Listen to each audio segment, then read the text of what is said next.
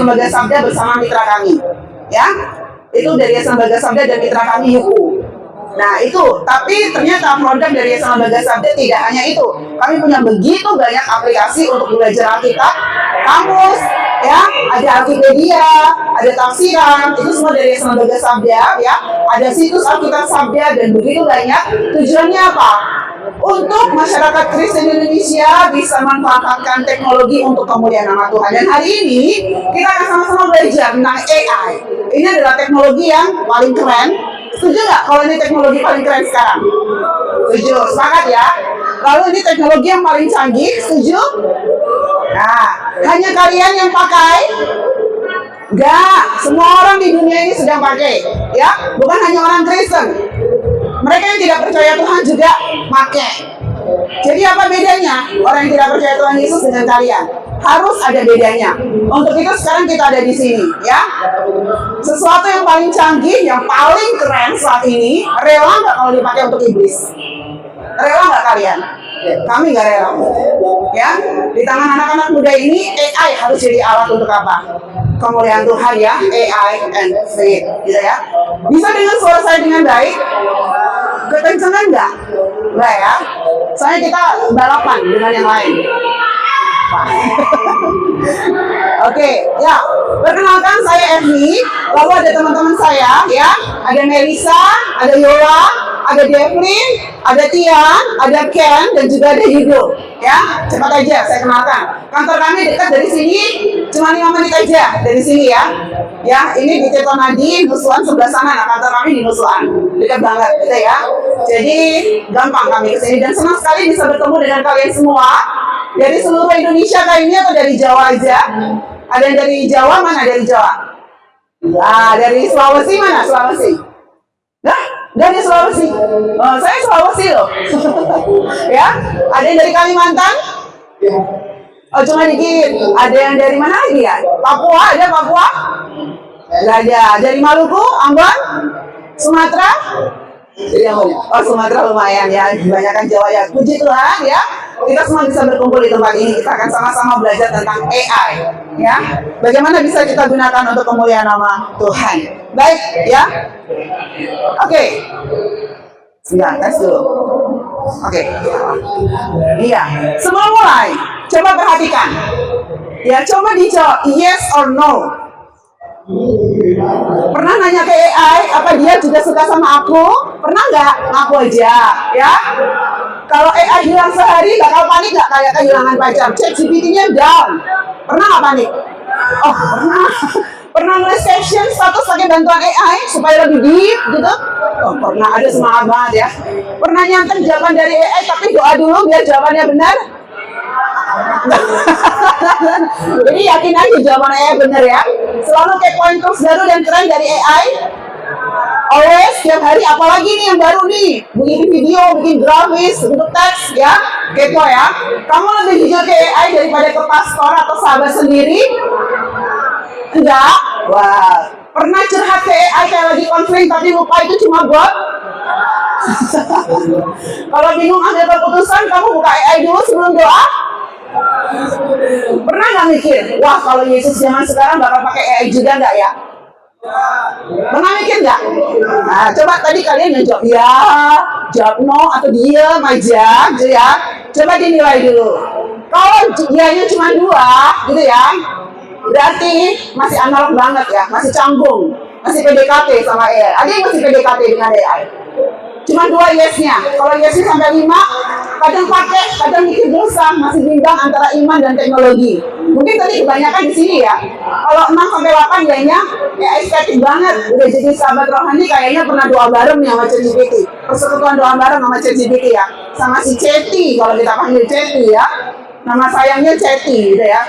Kalau kalau jawabannya yes semua 9 ya, udah jadi full anointed, lebih sering tanya AI daripada tanya Tuhan. Dan ini waktunya kita untuk refleksi. Tapi saya yakin pemuda Baptis Indonesia ya nggak ada lah sampai yang harus doa bareng dengan ChatGPT gitu ya. Oke ya, hari ini kita akan bahas tentang AI and faith, AI for God ya, tentang pengenalan AI ya. Ini kita pengenalan AI, lalu nanti kita akan sama-sama belajar gimana caranya bikin prompting yang benar. Selama ini kalian mungkin bikin prompt, tapi udah benar belum? Supaya hasilnya lebih maksimal. Tujuan maksimalnya bukan buat gue gitu ya, bukan buat saya gitu ya, tapi untuk siapa? Untuk Tuhan. Ya, lalu kita akan belajar sama-sama PA bareng. Di sini ada yang udah biasa lakukan PA. Pemuda Baptis Indonesia, saya pergi ke beberapa gereja Baptis dan mereka itu selalu punya program untuk pendalaman Alkitab. Ya, ya itu good, ya mantap gitu ya. Nah kita akan belajar pakai PA dengan AI hari ini supaya nanti pulang ke tempatnya masing-masing, ya bisa ngajarin adik-adiknya, bisa ngajarin teman-teman yang lain untuk lakukan PA dengan AI. Bahkan kamu bisa ngajarin pendetamu untuk lakukan PA dengan AI. Itu yang mereka tunggu-tunggu dari kalian, ya. Oke, kenapa kamu belajar AI? Apa itu AI dan manfaat bahaya AI? Kita akan lihat. Dari sini, kenapa belajar AI? Ada nggak alasan kalian di sini belajar AI? Yang nggak ada apa? Ada nggak? Karena viral, karena butuh, keren, FOMO, ya harus tahu jawaban selalu terbaru. Karena urusan sekolah, ya dan macam-macam terpaksa kalau nggak ikutan belajar AI nanti ketinggalan zaman, gitu ya. Mungkin begitu banyak alasan untuk kita belajar AI. Dan tahu nggak? Pada umumnya sekarang ini orang juga berlomba-lomba untuk belajar AI karena 4 alasan ini. Ya, banyak yang menolak AI. Tetapi faktanya adalah AI is here. Sekarang AI sudah ada. Mau nolak, mau pakai, mau biasa aja, mau nggak peduli, atau mau kecanduan dan sebagainya, faktanya AI is here, ya. Dan kalau misalnya ada yang nolak atau masih ada yang skeptis dengan AI, kalau misalnya pendeta kita nolak atau kamu sendiri nolak AI, gua nggak butuh AI, gitu ya. Apakah AI itu akan lenyap? Nah, AI is here to stay. Bahkan dia berkembang begitu pesat. Kita tutup mata, kita merem ya, kita berkedip gini ya. Itu sudah ada ratusan terus AI yang berkembang. Begitu cepatnya karena teknologi ini memang luar biasa smart ya. Dan AI change everything. Dia mengubah banyak hal. Cara belajar, cara bekerja, ya, cara berdagang, bahkan cara melayani. Sudah berubah belum? Ini jadi PR. Ya, kalau misalnya dalam perkembangan era AI ini cara pelayanan kita masih sama, anak muda, hai ya. Caramu masih sama dengan cara yang dulu, tidak relevan dengan perkembangan yang ada saat ini. Nah, ini jadi PR buat kita semua. AI is here to stay, ya, and AI changes everything. Dan apa? Terpaksa kita harus terima. Nah, terpaksa, ya, bukan terpaksa. Kita harus mencoba untuk apa? Merespons itu. Nah, ini yang dilakukan oleh orang-orang pada umumnya. Dan saya yakin kalian juga mungkin melakukan hal yang sama. Kalian sadar ada AI, anak-anak muda gitu loh, ya. Kalian sadar AI ini akan terus berkembang dan akan mengubah segala sesuatu. Dan kalian juga berusaha merespon dengan cara apa tadi? Kalian belajar, kalian gunakan, belajar semua tools AI semaksimal mungkin. Tetapi apa bedanya kalian dengan mereka yang menggunakan AI ini? Apa tujuan orang Kristen belajar AI? Boleh satu orang volunteer? Apa tujuan orang Kristen belajar AI? Satu orang volunteer dong, ayo. Tadi saya sudah morning session ya, udah kebangunan rohani tadi pagi. Ya, apa tujuan orang Kristen? Apa? Agar semua orang tahu kabar baik. Agar semua orang tahu kabar baik. Apa tujuan Tuhan menciptakan kita orang percaya? Memberitakan Injil. Tujuan Tuhan menciptakan atau tujuan Tuhan di dalam kehidupan setiap orang percaya adalah apa? Untuk memuliakan Tuhan. Oleh karena itu, orang Kristen juga belajar AI. Tujuannya untuk apa? Memuliakan Tuhan. Kalau kita lihat di Kolose 1 ayat 16 dikatakan, semua sesuatu yang ada di surga, yang ada di bumi, yang itu adalah diciptakan oleh Allah.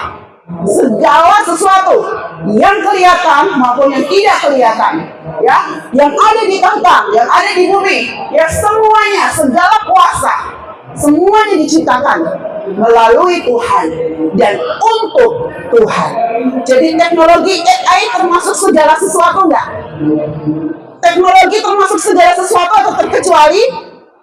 Segala sesuatu yang ada di langit, yang ada di bawah, kelihatan ataupun tidak kelihatan, itu semua diciptakan oleh Tuhan dan harus dikembalikan untuk siapa? Tuhan. Itulah prinsip yang harus digunakan oleh anak muda ketika dia menggunakan AI. Kok tinggal 5 menit? Saya baru ngomong. Ya, oke. Jadi tujuannya adalah apa? AI for God. Kita menggunakan AI untuk kemuliaan nama Tuhan. Pernah mikir apa itu AI atau hanya pakai aja? Pernah mikir?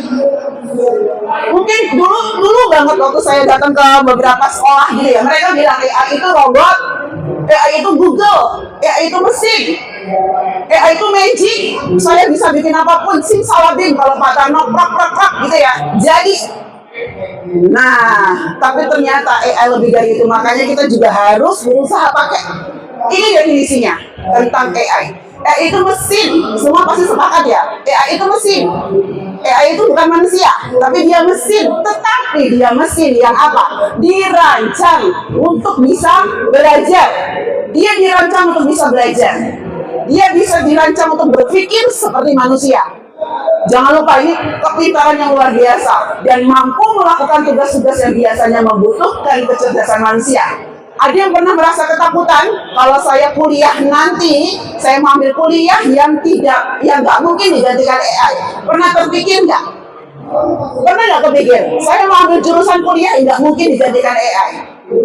Nggak pernah mikir? Aduh, harus mikir dong. Banyak sekali sekarang anak-anak muda itu stres karena apa? Nanti saya kuliah ternyata fakultas ini nanti akan digantikan oleh AI. Sudah banyak yang stres tentang hal itu, ya. Karena apa? Memang dia dirancang kecerdasan manusia untuk menulis, menganalisis, mengedit, menggambar dan sebagainya, sampai membuat hal-hal yang apa? Membahayakan manusia dia juga bisa, gitu ya. Karena apa? AI adalah machine learning, ya, dan AI itu juga adalah extra large language model. Dia punya data yang sangat besar. Kalau kita baca buku 100 buku, bisa nggak kita hafalin satu buku aja? Bisa nggak? Satu buku aja kita hafalin dari bab 1 sampai bab 100, bisa nggak? Buku tipis pun kita nggak mungkin hafalin. Tapi AI ini dia bisa menghafalkan, dia bisa mengelola, ya, dia bisa menganalisis seluruh data yang ada di internet. Bahkan plus perkembangan AI saat ini sejak tahun 2022, ya, masih di mana kalian 2022, ya? Ini udah 3 tahun sudah hampir ini ya berkembang ya, 4 tahun ini ya. Perkembangannya luar biasa. Ini dulu cuma 175 data sampai sekarang, ya, dan nanti 2026 AI sudah akan bicara tentang robotics. Are you ready untuk AI 2026? Ready nggak? Atau sekarang biasa aja, cuma alat biasa? Hey, AI ini akan luar biasa.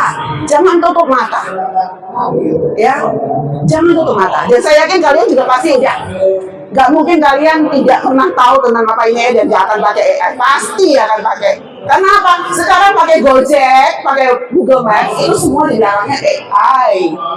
Ya, sebelum ada AI generatif ini sudah ada semua AI yang kita pakai untuk kita manfaatkan. Apalagi sekarang kita bisa menguasai atau kita bisa memanfaatkan AI ini untuk lebih banyak hal. AI sudah merambah ke berbagai bidang kehidupan, ya. Pendidikan, kesehatan, bisnis, seni, musik. Dalam pelayanan, pasti mungkin nggak? Mungkin kita akan lihat saat ini ya. AI is in all and AI for all. Semua AI nanti akan merambah masuk ke dalam seluruh aspek kehidupan manusia. Bukan hanya dalam semuanya, tetapi untuk semuanya. Ya, manfaatnya banyak banget. Ya, semua kita sudah pakai. Menjawab pertanyaan, sudah pakai. Menulis, menganalisis gambar, sampai dengan membuat dan mengatur jadwal. Segala sesuatu yang membutuhkan kecerdasan, kita pasti pakai AI. Sehingga kita kadang udah nggak butuh bestie. Saya udah nggak butuh kamu nih. Saya udah punya AI untuk menolong saya. Jangan gitu ya. Oke. Tetapi selalu sabda kemanapun akan berkata, AI itu banyak manfaatnya, tapi AI itu berbahaya. Ada yang tidak setuju dengan saya kalau AI itu berbahaya? Yang setuju siapa kalau AI itu berbahaya? Yang nggak angkat tangan nggak ngerti. Ya, kita harus sepakat AI itu berbahaya, sangat berbahaya. AI is scary, sangat menakutkan. Bayangkan, ya, mesin yang hal-hal yang bahkan tidak bisa dilakukan oleh manusia bisa dia lakukan. AI is scary. Semua teknologi berbahaya. Pernah kebakar api atau kena api? Pernah? Sakit ya? Oh, sakitnya nggak cuma di tangan, sakitnya di hati gitu kali ya. Ada listrik? Pernah kesetrum listrik? Pernah. TV, komputer, internet, semua teknologi itu punya bahaya, termasuk juga dengan AI, bahkan bahaya lebih luar biasa gitu ya. Bahayanya apa? Karena AI itu makin hebat, makin banyak orang mulai khawatir dengan penyalahgunaan AI, dan AI itu punya apa? Dark side. AI itu punya dark side yang luar biasa. Oleh karena itu kita butuh anak-anak muda pengguna AI yang nanti akan mengajarkan generasi berikutnya memanfaatkan teknologi ini untuk membawa AI itu kepada bright side, sisi yang terang yang akan kita pelajari hari ini ya. Di sini, ini banyak sekali ya contoh-contoh dark side-nya AI. Ini pengangguran karena pekerjaan ini banyak yang menjadi concern anak-anak muda, malas ya, jadi alat manipulasi, dan kita memasuki era loss of truth and trust. Kadang-kadang kita nanya, ini dari AI ya? Kamu nggak mungkin bisa nulis bagus kayak gini, pasti dari AI. Kita suka ngomong gini lah ke teman kita. Ya, kita suka curiga sama teman kita. Dulu dia nggak pintar, sekarang dia tiba-tiba pintar. Gitu ya, karena dia pakai AI. Apa-apa sekarang kita pertanyakan, jangan-jangan ini dia pakai AI ya? Wah, karena kita udah di era apa? Loss of truth and trust ya. Kalau AI itu dipakai untuk hal ini akan sangat berbahaya. Tujuan yang salah, motivasi yang salah, dan dengan cara yang salah, itu akan sangat berbahaya. Tetapi ketika kita menggunakan AI untuk tujuan yang benar, motivasi yang benar, dan dengan cara yang benar, ya, itu akan mendatangkan apa? Kebaikan, gak hanya untuk kebaikan manusia, ya, tetapi juga untuk apa? Kemuliaan Tuhan. AI for God, AI untuk kemuliaan nama Tuhan. Tujuan yang benar, motivasi yang benar, dan dengan cara yang benar. Sesuatu yang benar hanya kita bisa dapatkan dari mana? Semua kebenaran hanya bisa kita dapatkan dari mana? Hai pemuda baptis Indonesia, segala kebenaran hanya bisa kita dapatkan dari mana? Dari mana? Firman Tuhan. Pada pagi hari ini kita akan sama-sama melihat ya bagaimana AI ya. Oleh karena itu kunci supaya tidak disesatkan oleh AI adalah apa? Tingkatkan literasi Alkitab ya, dan juga AI. Miliki digital biblical worldview yang benar ya tentang apa, mengapa, dan bagaimana AI ya. Punya landasan Alkitab yang benar. Kenapa sih saya pakai AI? Jangan pakai AI hanya karena ikut-ikutan. Pakai AI lah karena kamu tahu firman Tuhan mengatakan hal itu.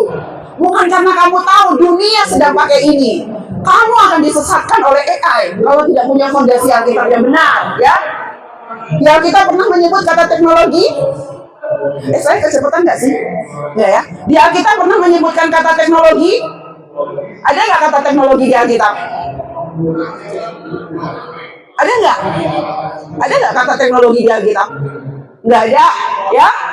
Dapat nggak Alkitab memberikan panduan tentang penggunaan teknologi? Bisa nggak? Alkitab bisa nggak ngasih panduan tentang bagaimana kita pakai teknologi? Bisa nggak?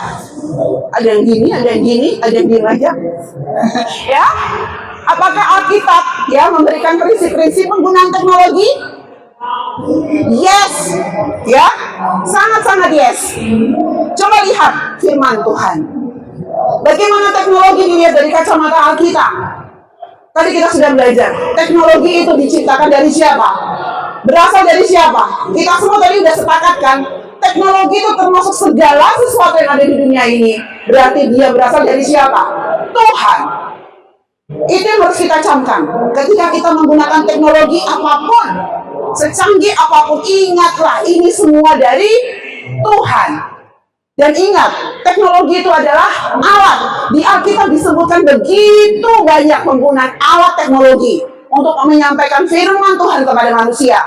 Mulai dari pembuatan bahtera Nuh, mulai dari papirus, itu semua teknologi.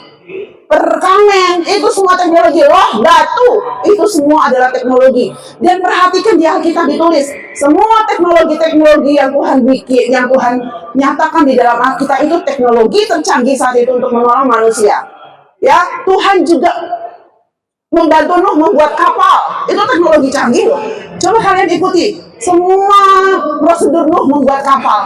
Saat itu di tengah-tengah nggak ada bor, nggak ada apa, nggak ada semua keahlian-keahlian di dunia ini. Dia bisa bikin kapal yang mungkin segede lebih besar kayaknya dari convention hall ini. Wow. Semua disebutkan Tuhan ya.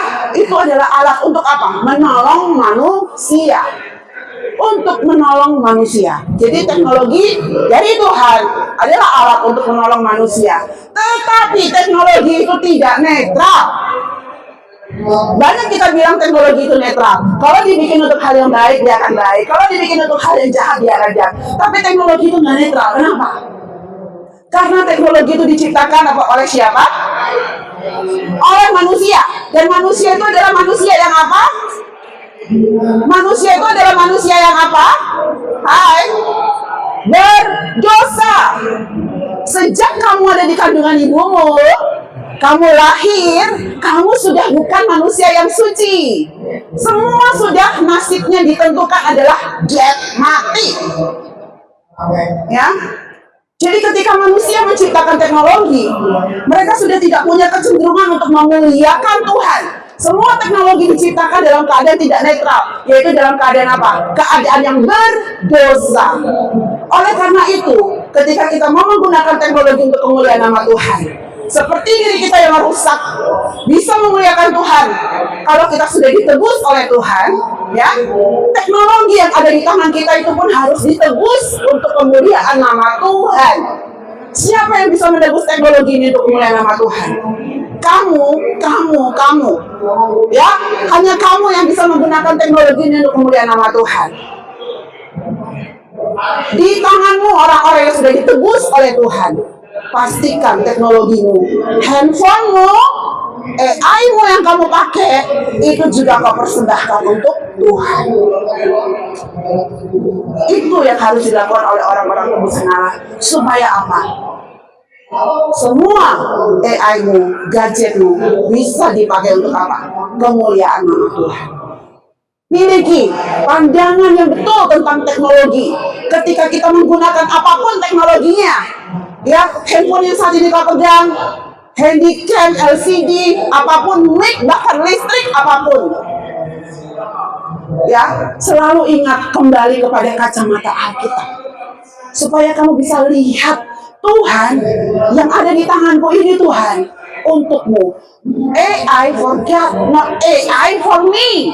Saat ini mungkin selama ini kita hanya mikir AI for me, AI for me, AI for me. Pulang dari sini, kalian harus punya pandangan yang baru.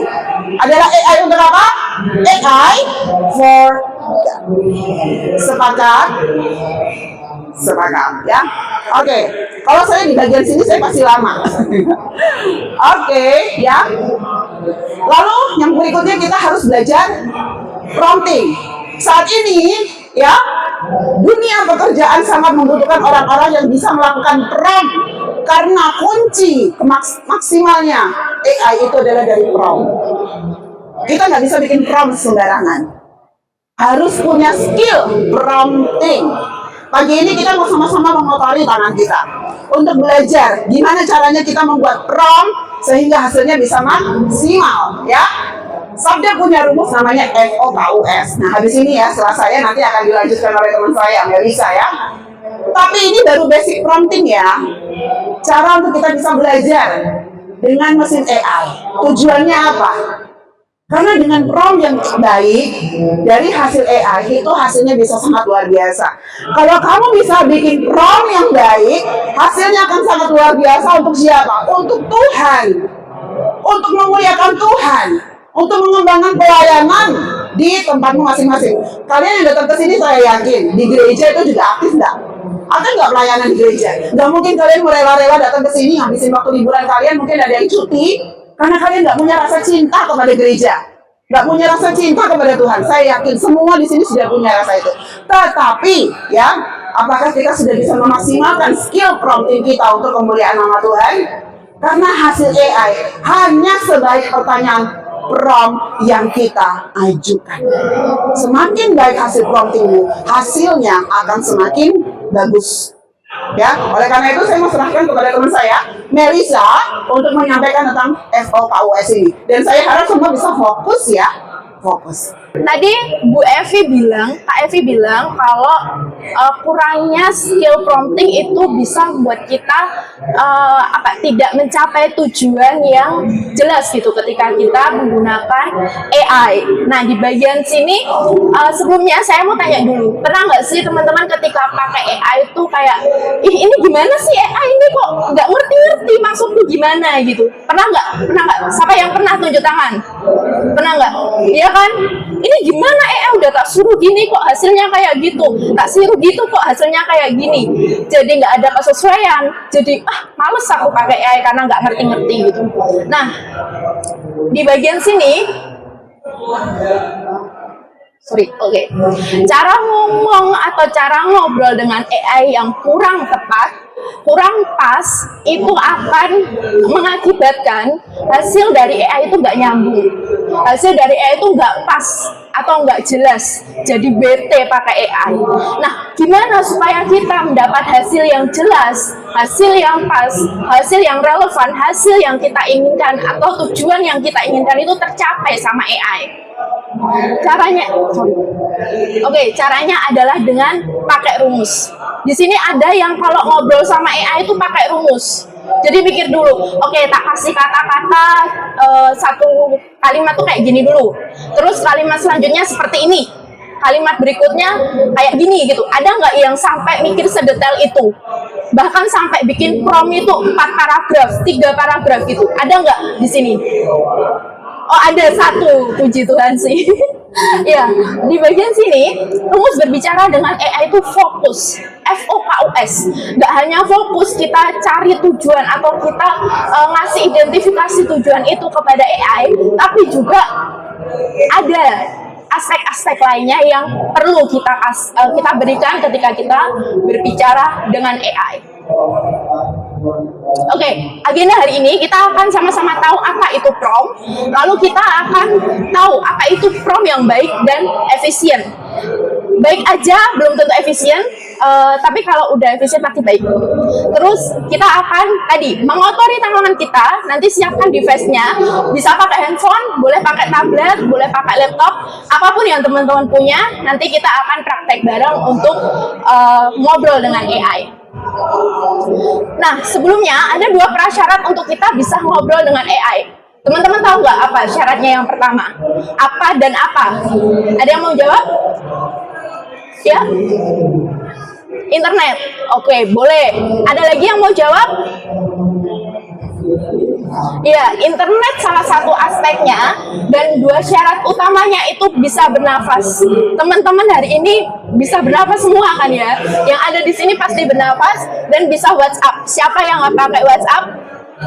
Saya kira semuanya pakai WhatsApp ya, bisa chatting, bisa ngobrol sama orang-orang yang ada di luar daerah, ada di tempat lainnya. Nah, tapi apa itu prompt? Ada yang tahu apa itu prompt?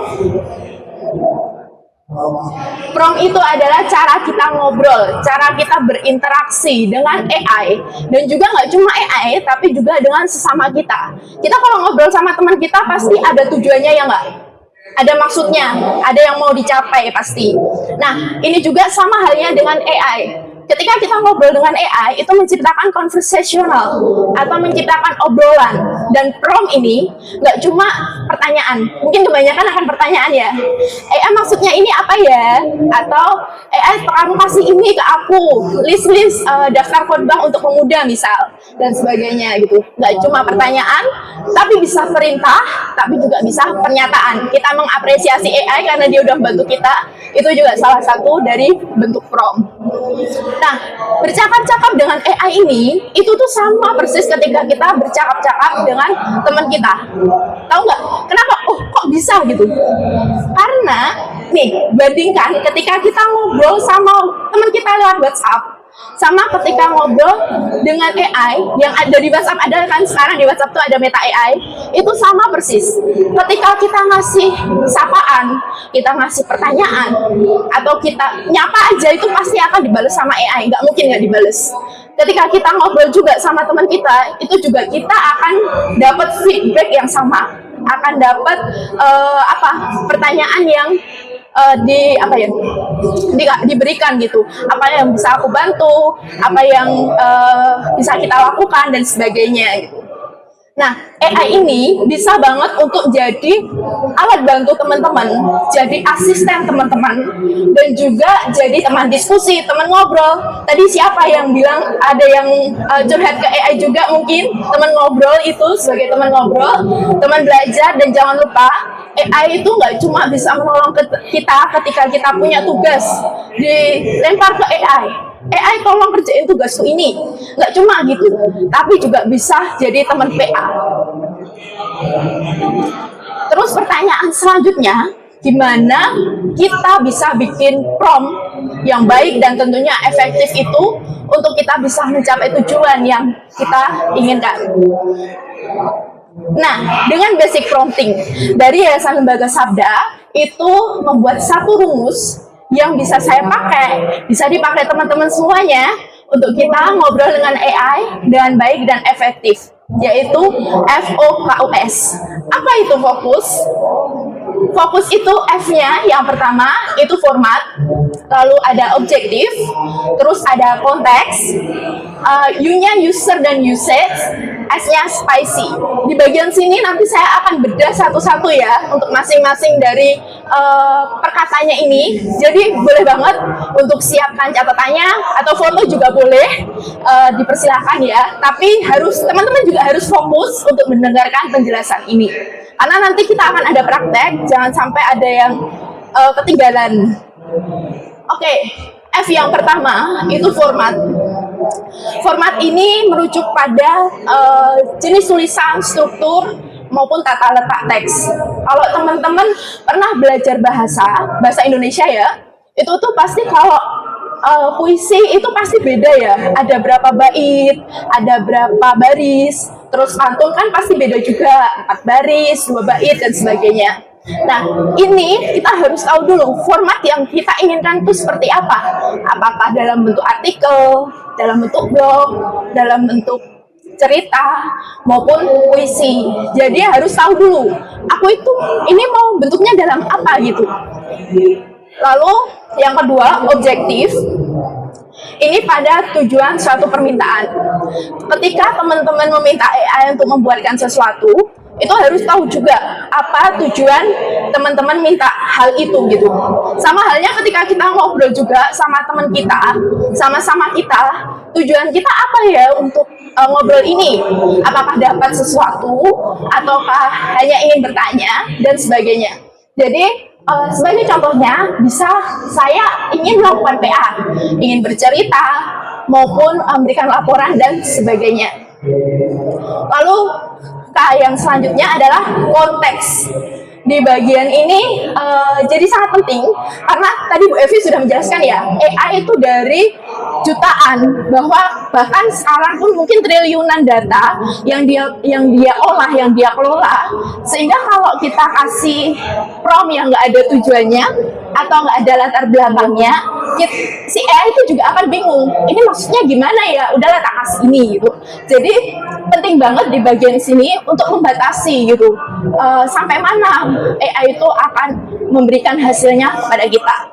Nah, contohnya ketika kita ingin dari hasilnya itu dari persepsi Alkitab, atau dari budaya Indonesia, atau pandangan Islam, teologi, biblika, dan sebagainya.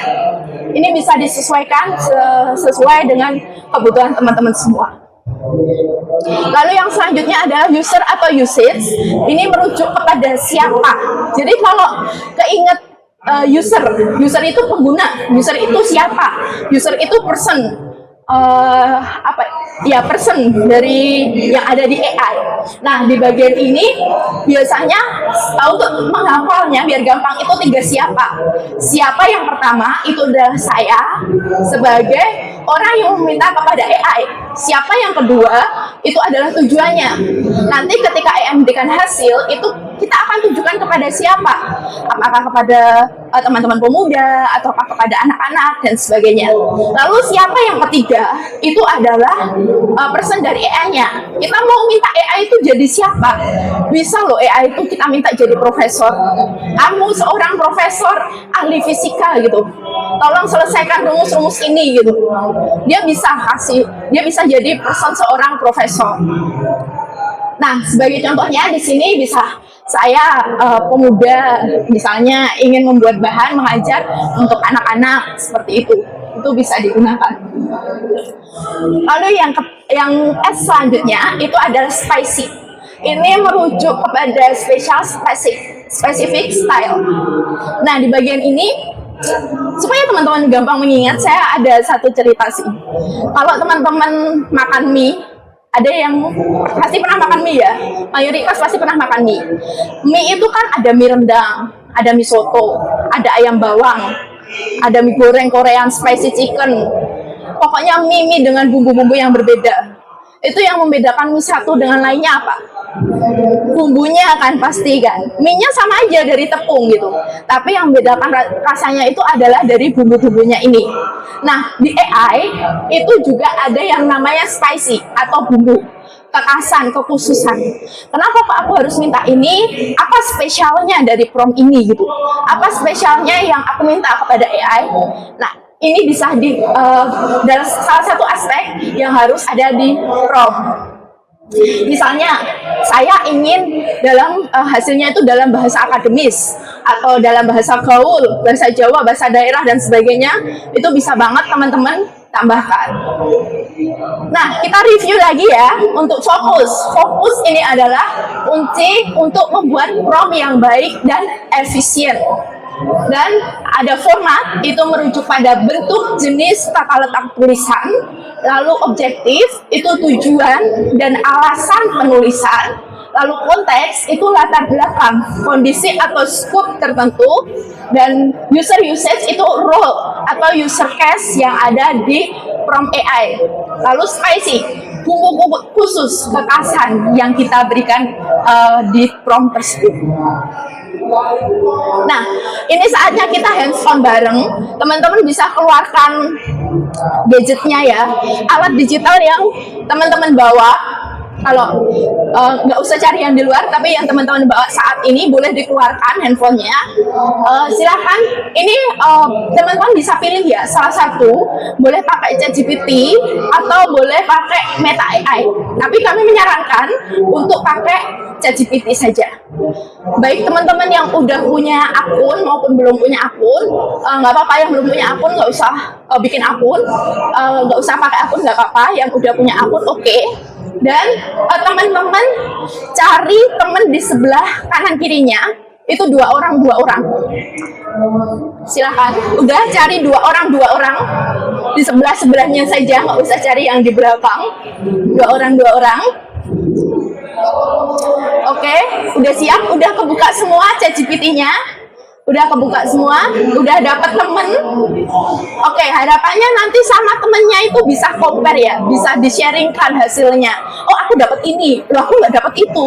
Oh, bedanya di mana? Nanti teman-teman bisa compare bagian itu ya.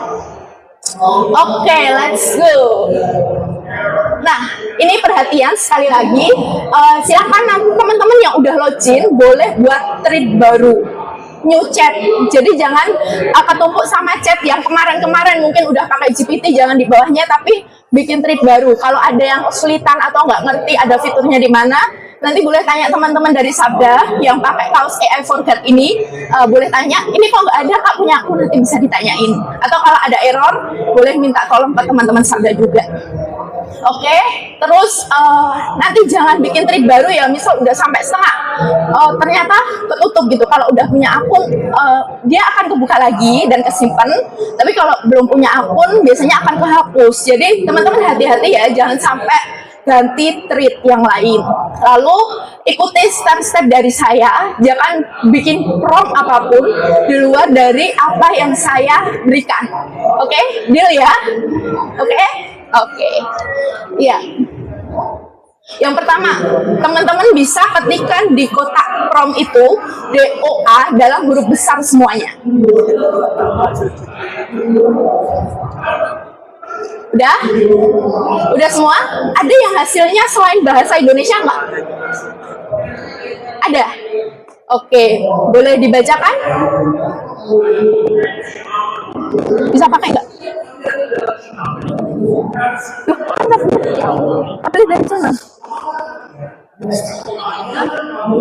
Oke, sebentar ya.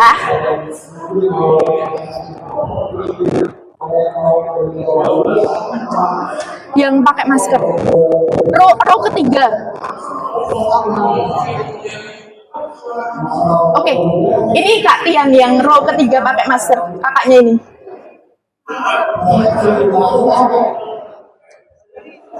Oke, bisa dibacakan? Doa can stand for several things depending on the context. Here are the most common meanings. Then on the right fold, then on the line. Ya, oke. Ya, itu dalam bahasa Inggris ya. Yang lainnya mungkin udah dalam bahasa Indonesia ya. Oke, karena masih ada yang dalam bahasa asing, kita mau sesuaikan semua. Semuanya tuliskan prompt ini DOA dalam bahasa Indonesia. Sorry? Tetap ditulis. Yang udah dalam bahasa Indonesia tetap ikut ditulis ya. Karena kita akan satu treat yang sama dan kita akan lihat perbedaannya.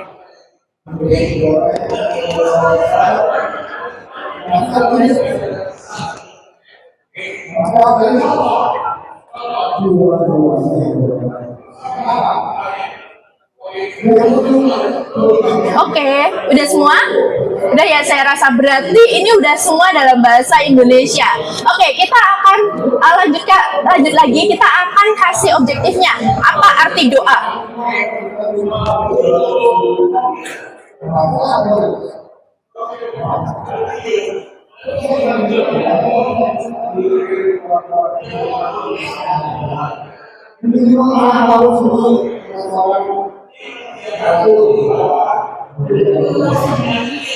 Oke, udah. Apa arti doa? Ada yang dapat dalam bentuk paragraf panjang banget. Ada, boleh Kak sharing nggak poin-poinnya aja, nggak usah semua dibacain. Paragraf 1 poin apa, paragraf 2 poin apa? Poin 1 itu tentang doa adalah wujud komunikasi antara manusia dan Tuhan. Dalam doa itu ada seorang besar, beda banget. Terus yang kedua, doa adalah untuk kita. Terus arti dalam dari doa sama ya ada tiga salah. Oke, iya. Oke, itu tadi salah satunya dalam bentuk paragraf. Pasti berapa teman-teman juga ada yang mendapatkan hasilnya dalam bentuk-bentuk paragraf juga yang panjang banget dan kita mungkin males ya kita bacanya karena saking panjangnya. Kita bisa kasih format. Kita kasih poin-poin biar kita lebih gampang untuk mempelajarinya, buat ngafalin, buat mempersiapkan apa yang akan kita dapatkan.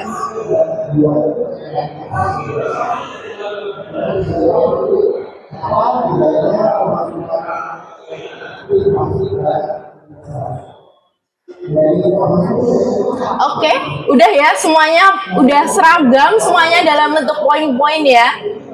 Oke, kalau udah seragam kita lanjut ke apa arti doa Hindu. Ini ada yang namanya objektif. Oh, sorry, ini konteks ya. Konteksnya dalam konteks doa Hindu.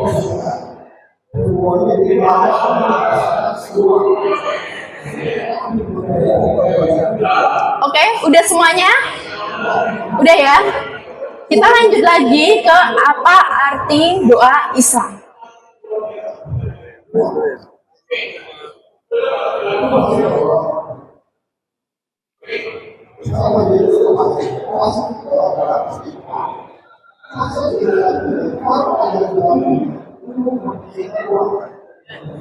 Oke, udah dapat hasilnya dari kedua prompt tadi yang doa Hindu sama doa Islam udah dapat hasilnya semua. Udah? Ada yang mau sharing untuk kedua bagian ini? Ada yang mau sharing? Hasilnya dari yang GPT udah kasih.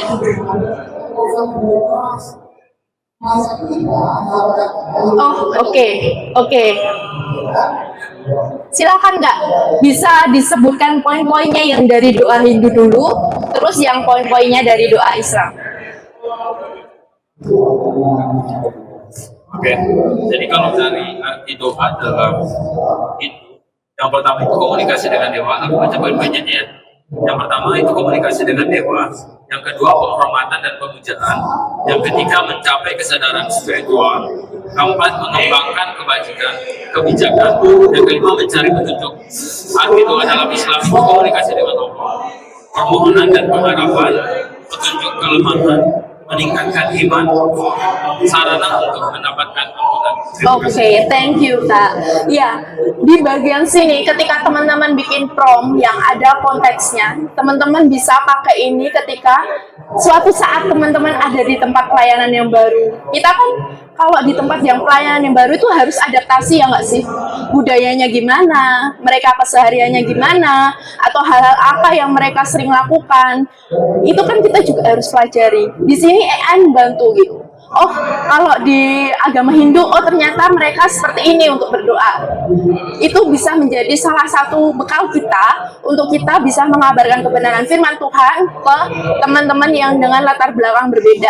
Apakah hanya terbatas dengan Hindu dan Islam? Enggak. Tapi teman-teman bisa sesuaikan di mana teman-teman nanti diutus atau teman-teman nanti melayani. Seperti itu ya, paham ya? Dan sama kayak tema kalian kali ini, let's move. Ketika teman-teman move ke daerah-daerah tertentu, teman-teman harus bisa menyesuaikan diri dengan keadaan di daerah tersebut. Oke, kita lanjut lagi. Ini promnya agak panjang, jadi kalau teman-teman males ngetik, boleh pakai Google Lens atau pakai voice. Boleh banget, silahkan dituliskan apa arti doa Kristen dari perspektif Alkitab dengan ayat-ayat pendukungnya. Di sini udah kombinasi dari beberapa dari fokus tadi yang sudah kita pelajari.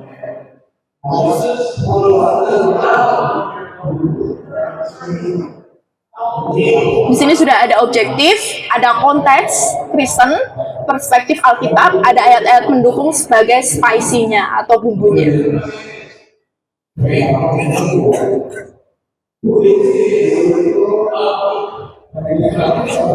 Oke, sudah ada yang sudah dapat bagian ini?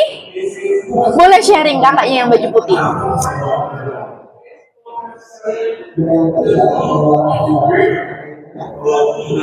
Doa adalah komunikasi dengan Allah dari Yeremia 33 ayat 3. Doa adalah ibadah dan penyembahan, Mazmur 95 ayat 6.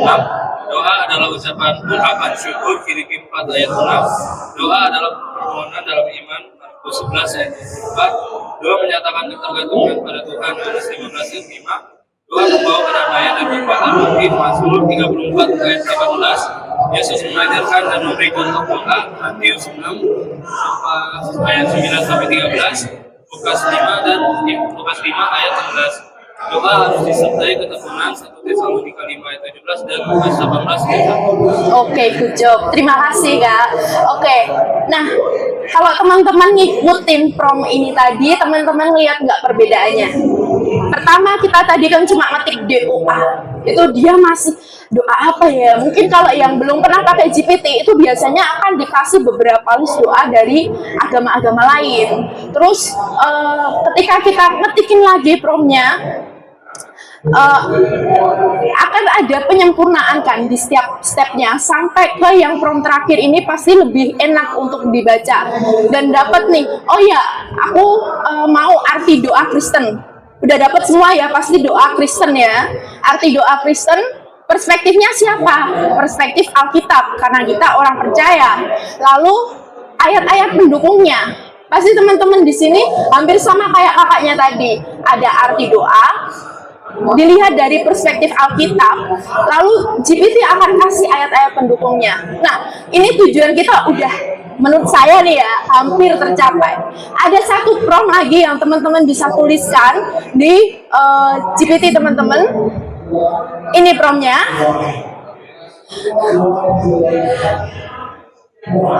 Silakan bisa dituliskan di kotak promnya. Saya seorang Kristen yang cinta Alkitab. Saya ingin mengajar tentang doa yang Alkitabiah untuk remaja 15 tahun. Tolong berikan 3 poin pengajaran penting tentang doa dan tambahkan ayat-ayat Alkitab sebagai pendukungnya. Terima kasih.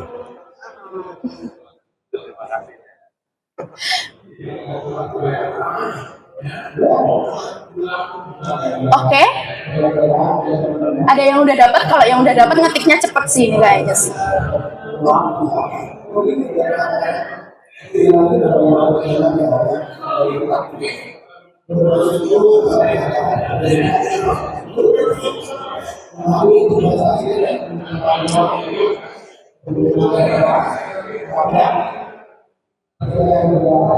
Oke, ada kalau yang udah selesai, udah dapat hasilnya, boleh tunjuk tangan ya, boleh sharing nih.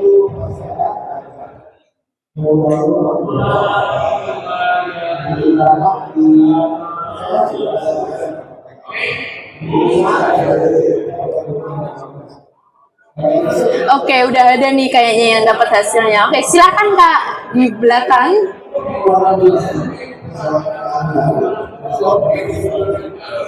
Satunya doa doa harus dilakukan dengan iman dan percaya. Ketiga, doa harus dilakukan dengan niat tulus dengan hati. Oke, thank you Kak. 3 poin pelajaran penting tentang doa. Kita akan bedah dulu di prom ini. Apakah ini promnya fokus? Iya, ini adalah prom yang fokus. Oh sorry, di sini saya belum ganti. Tapi it's okay, karena cuma beda 10 tahun aja sama tadi yang 15 tahun. Nah, kita mau bedah satu-satu. Di sini formatnya itu yang ini, warna pink yang ada di kalimat ketiga. Tolong berikan 3 poin. 3 poin itu format. Lalu yang objektifnya, saya ingin mengajar tentang doa. Tujuannya saya ingin mengajar tentang doa. Lalu konteksnya yang Alkitabiah nih, warna hijau yang Alkitabiah, batasannya Alkitabiah. Jadi GPT AI itu nggak akan cari yang nggak Alkitabiah, pasti akan didasarkan kembali kepada kebenaran firman Tuhan di bagian sini.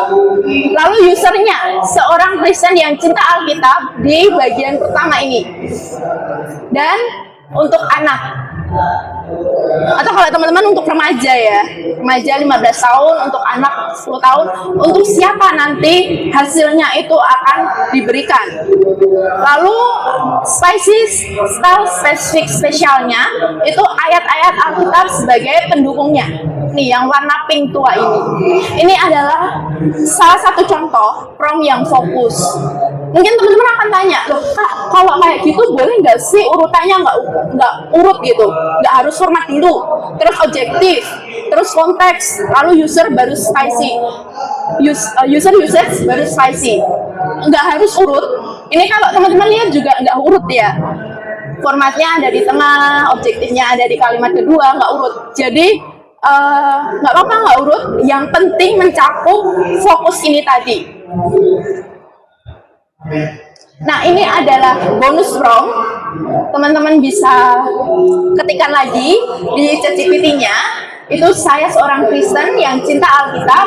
Tolong jelaskan macam-macam metode PA yang sering dipakai untuk menggali Alkitab bagi orang awam.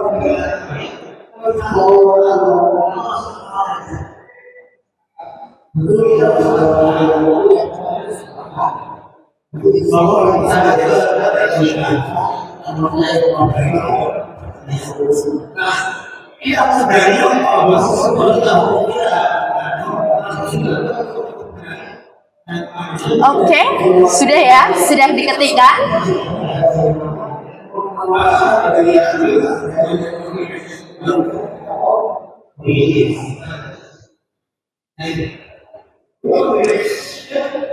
Ya, kita lanjut dulu untuk bonus-bonus prom yang lain. Ini ada banyak bonus prom lain yang bisa teman-teman pakai untuk di-treat yang sama yang tentang doa ini.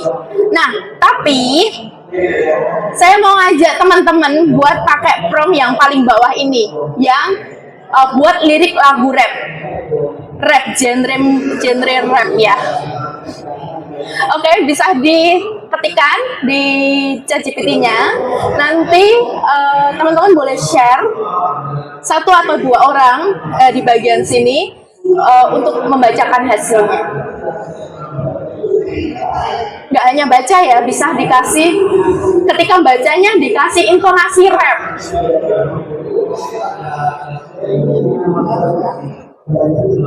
Oke, kalau ada yang udah jadi, boleh tunjuk tangan.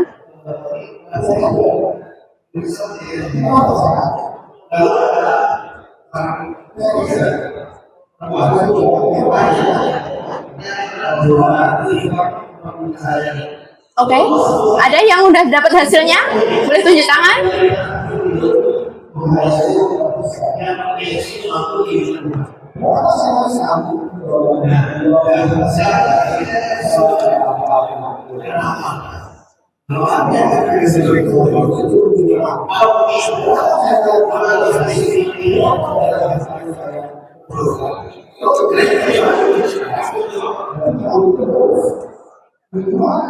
Oke, kayaknya kok belum ada yang mau tunjuk tangan. Teman saya Kak Tian kayaknya akan menunjuk teman-teman ini.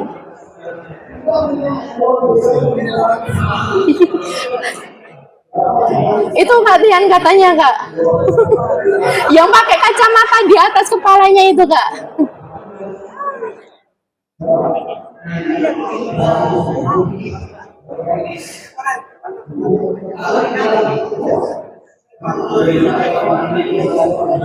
Singkat saja. Iya, silakan. Ya, oke. Dengarkan kawan-kawan. Dengerin dulu. Oke. Cek 1, 2. Ini bukan cuma kata, ini kisah nyata. Dengarkan. Dunia menekan ukuran terasa berat, maka kegotai jiwaku makin berat. Cari solusi kegagalan diri betul. Logika tak jalan hati rasanya tertol. Di depan tembok jalan buntu terasa kaku. Betul diam dalam diam hatiku menurut aku. Aduh, mati HP-nya. Semua orang cuma nangis lalu, tak ada yang paham. Terjebak dalam badai, di tengah malam yang gelap. Aku jatuh, aku rapuh, aku nyaris mengeluh. Aku lupa ada bapak yang tak pernah jauh. Waktu doaku naik jawaban jatuh. Dia tak pernah tidur, tak pernah surut ataupun mundur. Dengan caranya sendiri, waktunya yang terbaik. Dia yang temanku, hatiku tak lagi panik. Yeay, kasih aplaus dulu. Aku kecil, ini kuasanya. Oke, thank you Kak. Wah, keren banget sih. Suaranya juga enak didengar ya. Oke, ini juga kita juga bikin juga ya. Ada liriknya di bagian kanan saya. Terus ini adalah chord sederhana yang GPT juga kasih. Kakaknya tadi udah ada suara yang enak. Mungkin kurang iringannya nih. Tapi nggak tahu mulai kuncinya dari mana, nadanya dari mana, chordnya dari mana, bingung. Nanti bisa tanya GPT untuk kasih chord simpelnya atau sederhananya. Boleh Kak nanti rekaman kali ya Kak ya? Oke. Nah, skill prompting itu nggak cuma fokus aja. Fokus itu salah satu saja. Itu hanya basic prompting. Selanjutnya itu ada advanced prompting, pasti dengan step-step yang berbeda, dengan penguasaan prompt yang berbeda. Ada juga media prompting yang suka bikin gambar, suka bikin video pakai AI, atau bikin suara pakai AI. Text to speech ini ada di media prompting. Pasti workflow-nya beda, pasti apa yang dipelajari atau digunakan di sini juga beda. Nah, teman-teman kalau mau belajar lebih lengkap terkait tadi, slide sebelumnya tadi, teman-teman bisa akses di situs ai.sabda.org. Di situ udah banyak banget Sabda itu bahas terkait AI buat khotbah pun ada. Nanti teman-teman bisa akses di situ. Dan kalau tentang fokus bisa diakses di bagaimana AI, tentang advanced prompting di AI dan strategi prompting. Lalu kalau AI dan media bisa diakses di AI dan media prompting. Jenis-jenis prompting juga beragam. Fokus ini tadi salah satu jenisnya. Ada advanced prompting, ada effective prompting, media, konversasional. Bahkan kalau teman-teman pengen jadi programmer, itu ada juga khusus API programmatic prompting, dan banyak lagi jenis prompting yang lainnya. Semakin skill prompting teman-teman bertambah, itu nggak menutup kemungkinan teman-teman akan menguasai prompting-prompting yang lain juga. AI adalah alat. Apakah tadi kalau Bu Evi tanya alat iblis, apakah alat Injil? Nah, itu dikembalikan lagi kepada teman-teman. Teman-teman mau pakai AI itu sebagai alat apa? Dan AI adalah alat untuk ngobrol dengan Alkitab. Alat apa aja yang dipakai untuk kita bisa ngobrol dengan Alkitab? Bagian ini akan ada rekan saya yang menjelaskan tentang Alkitab GPT. Silahkan Kak Yudo. Tidak ngasih tahu teman-teman, kita pakai AI buat Tuhan yuk, kita pakai AI buat Tuhan yuk. Tetapi kita juga menggunakan AI, Sabda sendiri ya, menggunakan AI untuk memuliakan Tuhan. Jadi ini adalah saya mau kasih tahu teman-teman, ada 2 produk dari Sabda yang basicnya adalah AI yang menolong teman-teman untuk belajar Alkitab atau studi Alkitab ya. Jadi anak-anak Tuhan itu nggak bisa jauh-jauh dari Alkitab. Tapi untuk anak sekarang, kalau kita baca Alkitab gimana? Ngantuk gitu ya, bacanya matanya udah ketika kata Kak Melisa krip-krip gitu ya, kalau orang Jawa pasti tahu nih, kemudian nggak semangat gitu ya. Tapi kita punya cara baru untuk anak-anak generasi AI, teman-teman semua, dan juga untuk oma-opa yang terpaksa masuk dalam generasi AI ini, mereka bisa belajar dengan lebih gampang, lebih mudah, lebih fun gitu ya. Nah, ini adalah Alkitab GPT AI Bible. Tadi dibilang sama Kak Melisa, kita bisa ngobrol sama Alkitab gitu ya. Dan Alkitab GPT ini literally kita ngobrol sama Alkitab. Oke? Jadi sebelum itu saya mau tanya, apa itu percakapan teman-teman? Percakapan adalah apa? Komunikasi dua arah. Ya, komunikasi dua arah. Boleh sama orang sebelahnya, tapi juga bisa seperti yang ini, bersenandika gitu ya, ngobrol sama diri sendiri gitu ya, self talk gitu ya. Itu juga bisa disebut sebagai kayak percakapan atau dialog untuk mencerna satu masalah gitu. Kemudian kita juga bisa dalam sekarang ini kita bisa ngobrol sama orang lain lewat tools atau alat-alat digital gitu ya, dengan WA, dengan Telegram, dengan macam-macam gitu. Tetapi juga kita juga bisa melakukan sesuatu yang zaman-zaman sebelumnya itu nggak pernah terjadi, teman-teman. Ya, ini dibilang conversation, percakapan dengan Alkitab, apakah mungkin? Karena selama ini kita melihat, kita menganggap Alkitab itu adalah benda mati yang berisi tulisan-tulisan gitu ya. Kata-katanya kan ada orang yang bilang Alkitab itu berisi firman Allah atau Alkitab adalah firman Allah begitu. Nah, tetapi Sabda mau bawa kita pemikiran kita lebih jauh daripada itu gitu. Kita pengen supaya Alkitab itu firman itu benar-benar hidup. Kita bisa ngobrol sama Alkitab, kita bisa tanya ini, tanya itu, dan kita bisa menggali untuk pertumbuhan rohani kita. Jadi Sabda membuat Alkitab GPT dengan basic seperti itu, conversational Bible. Jadi teman-teman, kita ini bukan pertama kalinya. Sebelumnya Sabda tahun 2015 itu pernah bikin namanya Sabda Bot. Ini bot yang ditaruh dalam Telegram yang bisa kita nyuruh dia gitu ya. Kita nyuruh dia, kita minta dong ayat ini, minta dong renungan itu, minta dong lagu ini dan itu. Dia memberikan, dia merespons, tetapi dia merespons tanpa dia memahami apa yang kita inginkan. Jadi seperti memang tools gitu ya. Kita minta A, dikasih A. Kita minta B, dikasih B. Tanpa ada kesadaran atau tanda kutip ya, kesadaran yang diberikan oleh dia. Tetapi kemudian sering berjalannya waktu, tahun 2023 ya, ini munculnya AI ChatGPT ya. 2023 itu muncul kesempatan untuk kita membuat ini menjadi kenyataan. Jadi tahun 2023 Sabda bikin namanya Alkitab GPT itu karena waktu itu setelah pendirinya ChatGPT itu memberikan konferensi gitu ya, dan dia bilang kita bisa membuat custom GPT dengan memberikan data set tertentu kepada GPT untuk dia tuh bisa memberikan jawaban sesuai dengan data set tersebut.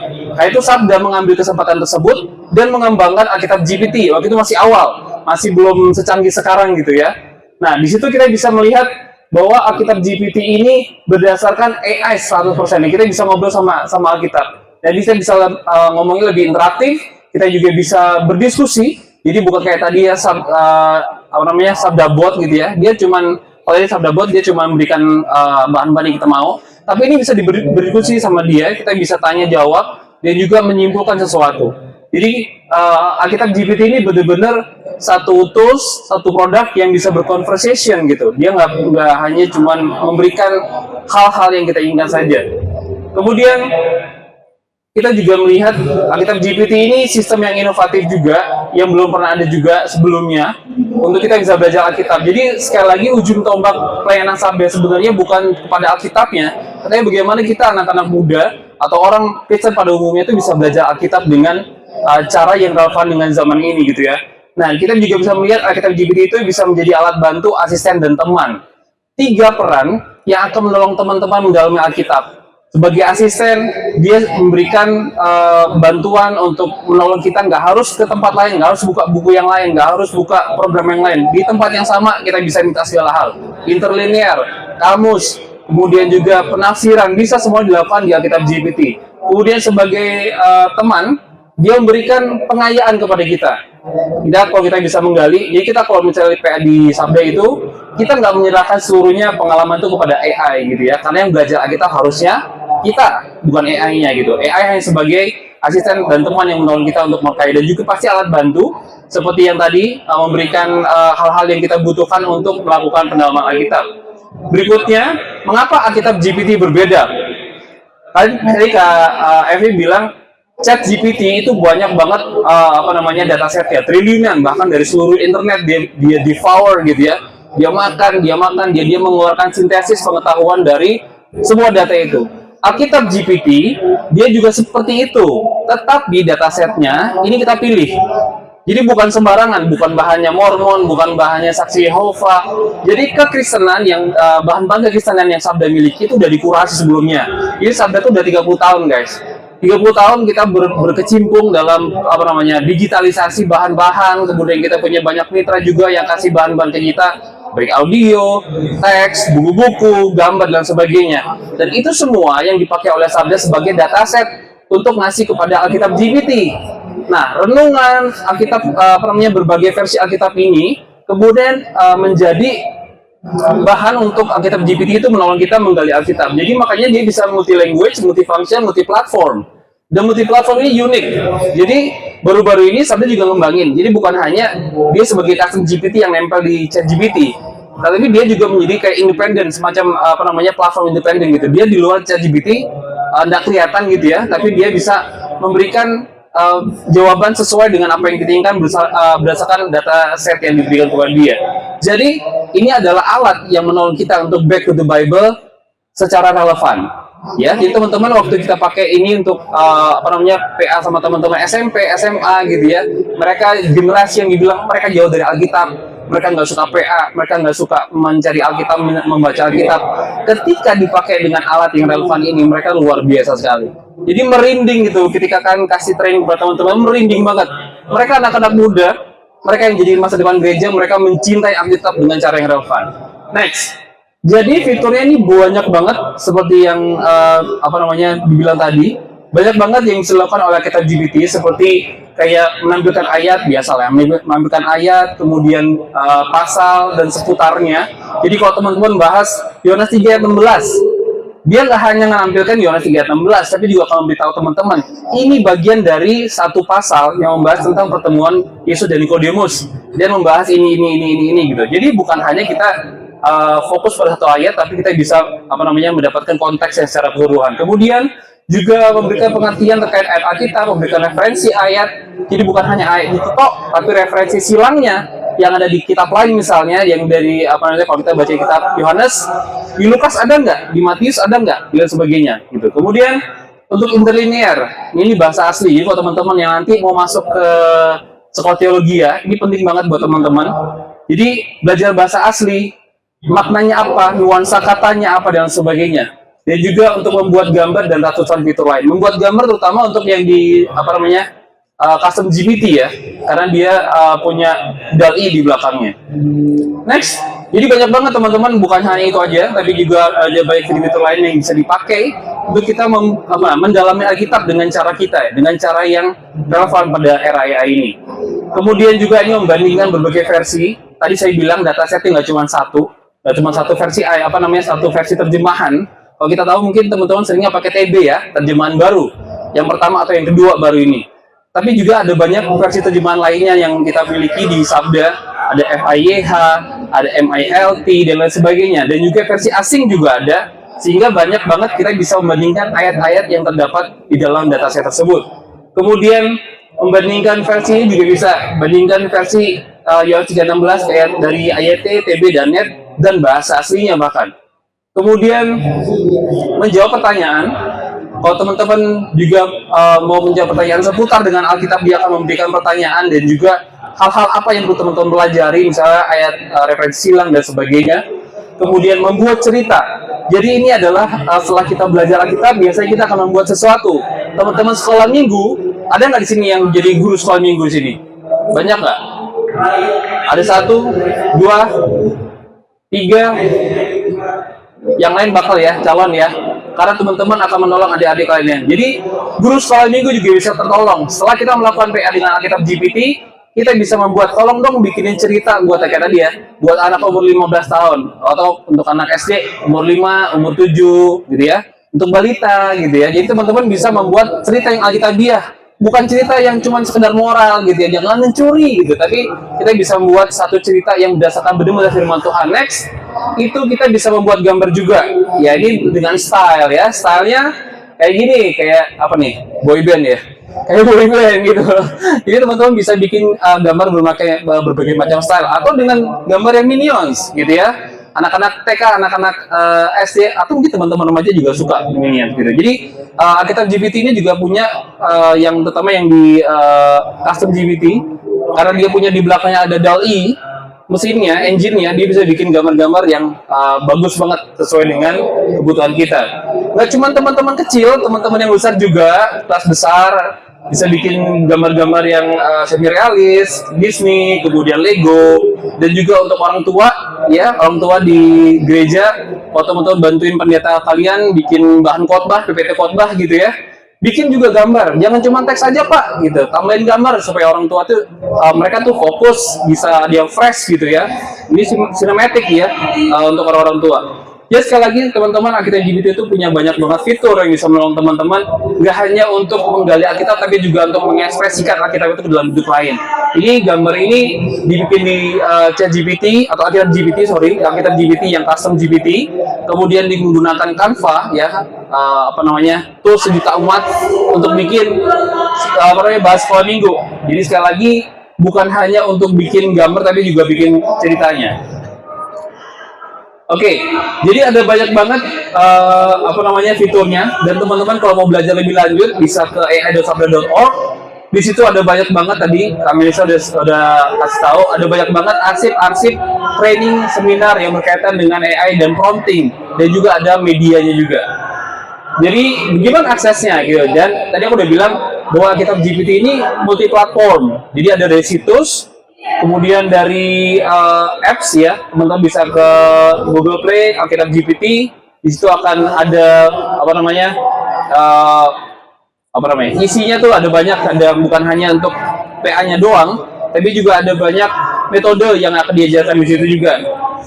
Oke, di situs di Google, di situs di Sabda Apps, ada Bots, GPT Store, Play Store, Discord Community. Dan juga kami selalu mengundang teman-teman jangan belajar sendirian. Belajar sama kelompok teman-teman, belajar sama persekutuan teman-teman, sama sohib teman-teman, yang supaya kita saling memperkaya satu sama lain ya. Oke, jadi sekali lagi teman-teman silakan, kalau teman-teman mau cek sekarang juga nggak apa-apa, bisa di alkitab.sabda.org untuk studi, sabdaid.id/badeno. Nanti saya akan jelaskan juga Bible First multimedia. Kemudian untuk akademi.sabda.org itu ada training dan pembelajaran, dan juga banyak Discord, GPT Store, dan juga Alkitab GPT. Jadi teman-teman silakan mau coba sekarang nggak apa-apa, sambil kita nanti saya akan jelaskan juga tentang satu produk lagi yaitu Badeno ya. Ya ini showcase aja ya di Google dan sebagainya. Jadi silakan teman-teman kalau mau coba Alkitab GPT sekarang juga bisa cek di situs dan juga di Google Play yang bisa teman-teman akses gitu ya. Oke, saya berikutnya akan menjelaskan tentang Badeno. Oke, apa itu Badeno? Tadi saya jelaskan sedikit, baca, dengar, nonton, Alkitab bersama. Dan ini adalah Alkitab multimedia abad 21. Jadi ini benar-benar pengen supaya anak-anak muda itu nggak bosan baca Alkitab. Bisa baca, bisa dengar, bisa nonton. Dan nontonnya bukan film-film yang sembarangan. Jadi film-film yang dari mitra-mitra Sabda. Entah itu Jesus Film, apa itu The Bible Project, atau Lumo Project. Jadi film-film yang berkaitan dengan ayat yang teman-teman baca. Nah, kemudian ada AI-nya juga teman-teman. Jadi bukan hanya sekadar untuk baca dengar nonton aja, tapi juga kita nambahin AI-nya di dalam Badeno ini. Ya teman-teman nggak hanya cuman dapat aja, teman-teman bisa juga nanya menggali lebih dalam lagi. Oke, jadi ini bagian dari Smarter Bible yang dimiliki oleh Sabda. Sabda punya falsafah, ada namanya Smart Bible gitu ya. Smart Bible itu terdiri dari Study Bible, Media Bible, AI Bible, Relational Bible, Text Bible, dan juga ini yang ER-nya ini buat yang developernya, Educational Bible dan Research Development Bible. Jadi ini benar-benar Sabda tuh pengen supaya di zaman sekarang Bible itu bukan Alkitab itu bukan cuma bahan yang kita pegang doang gitu, tapi kita bisa bawa kemanapun dengan cara apapun kita pelajari begitu. Nah, di sini kita makanya menambahkan gambar-gambar atau hal-hal yang berkaitan dengan media, makanya disebut Media First Bible. Dan ini menolong kita, anak-anak muda, untuk belajar Alkitab dengan cara yang fun dan juga mendalam. Apa itu Badeno AI? Jadi Badeno AI tadi saya bilang ini adalah pelengkap yang diberikan oleh Sabda kepada Badeno gitu sebagai respons terhadap gerakan AI for God. Kalau tadi teman-teman dikasih tahu sama Ibu Evi atau Kak Evi, AI for God itu adalah gerakan yang Sabda inginkan supaya orang-orang itu bisa memberikan AI untuk kemuliaan Tuhan. Sabda dulu punya IT for God gitu ya, teknologi untuk Tuhan. Tapi sekarang karena sudah masuk dalam era AI, kita juga harus memberikan AI untuk Tuhan, bukan hanya diri kita. Jadi sekalian untuk di Badeno AI itu bagiannya dari Badeno Plus, karena setelah kita baca, dengar, nonton, di plusnya itu kita bisa dapat ringkasan, bisa dapat garis besar dan lain sebagainya. Dan di dalam plusnya itu ada AI untuk kita bisa belajar bareng. Nah, ini tampilan situs Badeno-nya di badeno.sabda.org. Itu silakan teman-teman lihat, itu ada jadwalnya ya, harinya, terus kemudian ada bagiannya. Jadi ada harinya, kemudian ayat yang dibahas, dan 3 bagian dibaca, dengar, nonton, dan plus.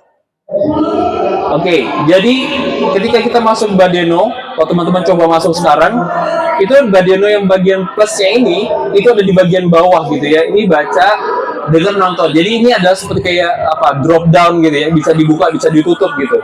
Ketika kita udah sampai ke bawah, Badeno Plus, ada lagi banyak banget di bawahnya, Badeno Study, Badeno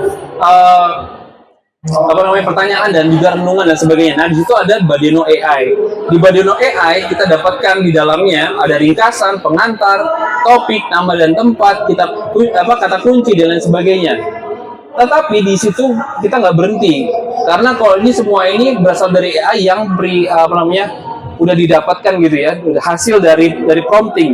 Tetapi teman-teman kalau mau lanjut, bisa lanjut PA dengan AI sekarang. Nah, ketika teman-teman masuk ke situ, nah aku yang jelasin.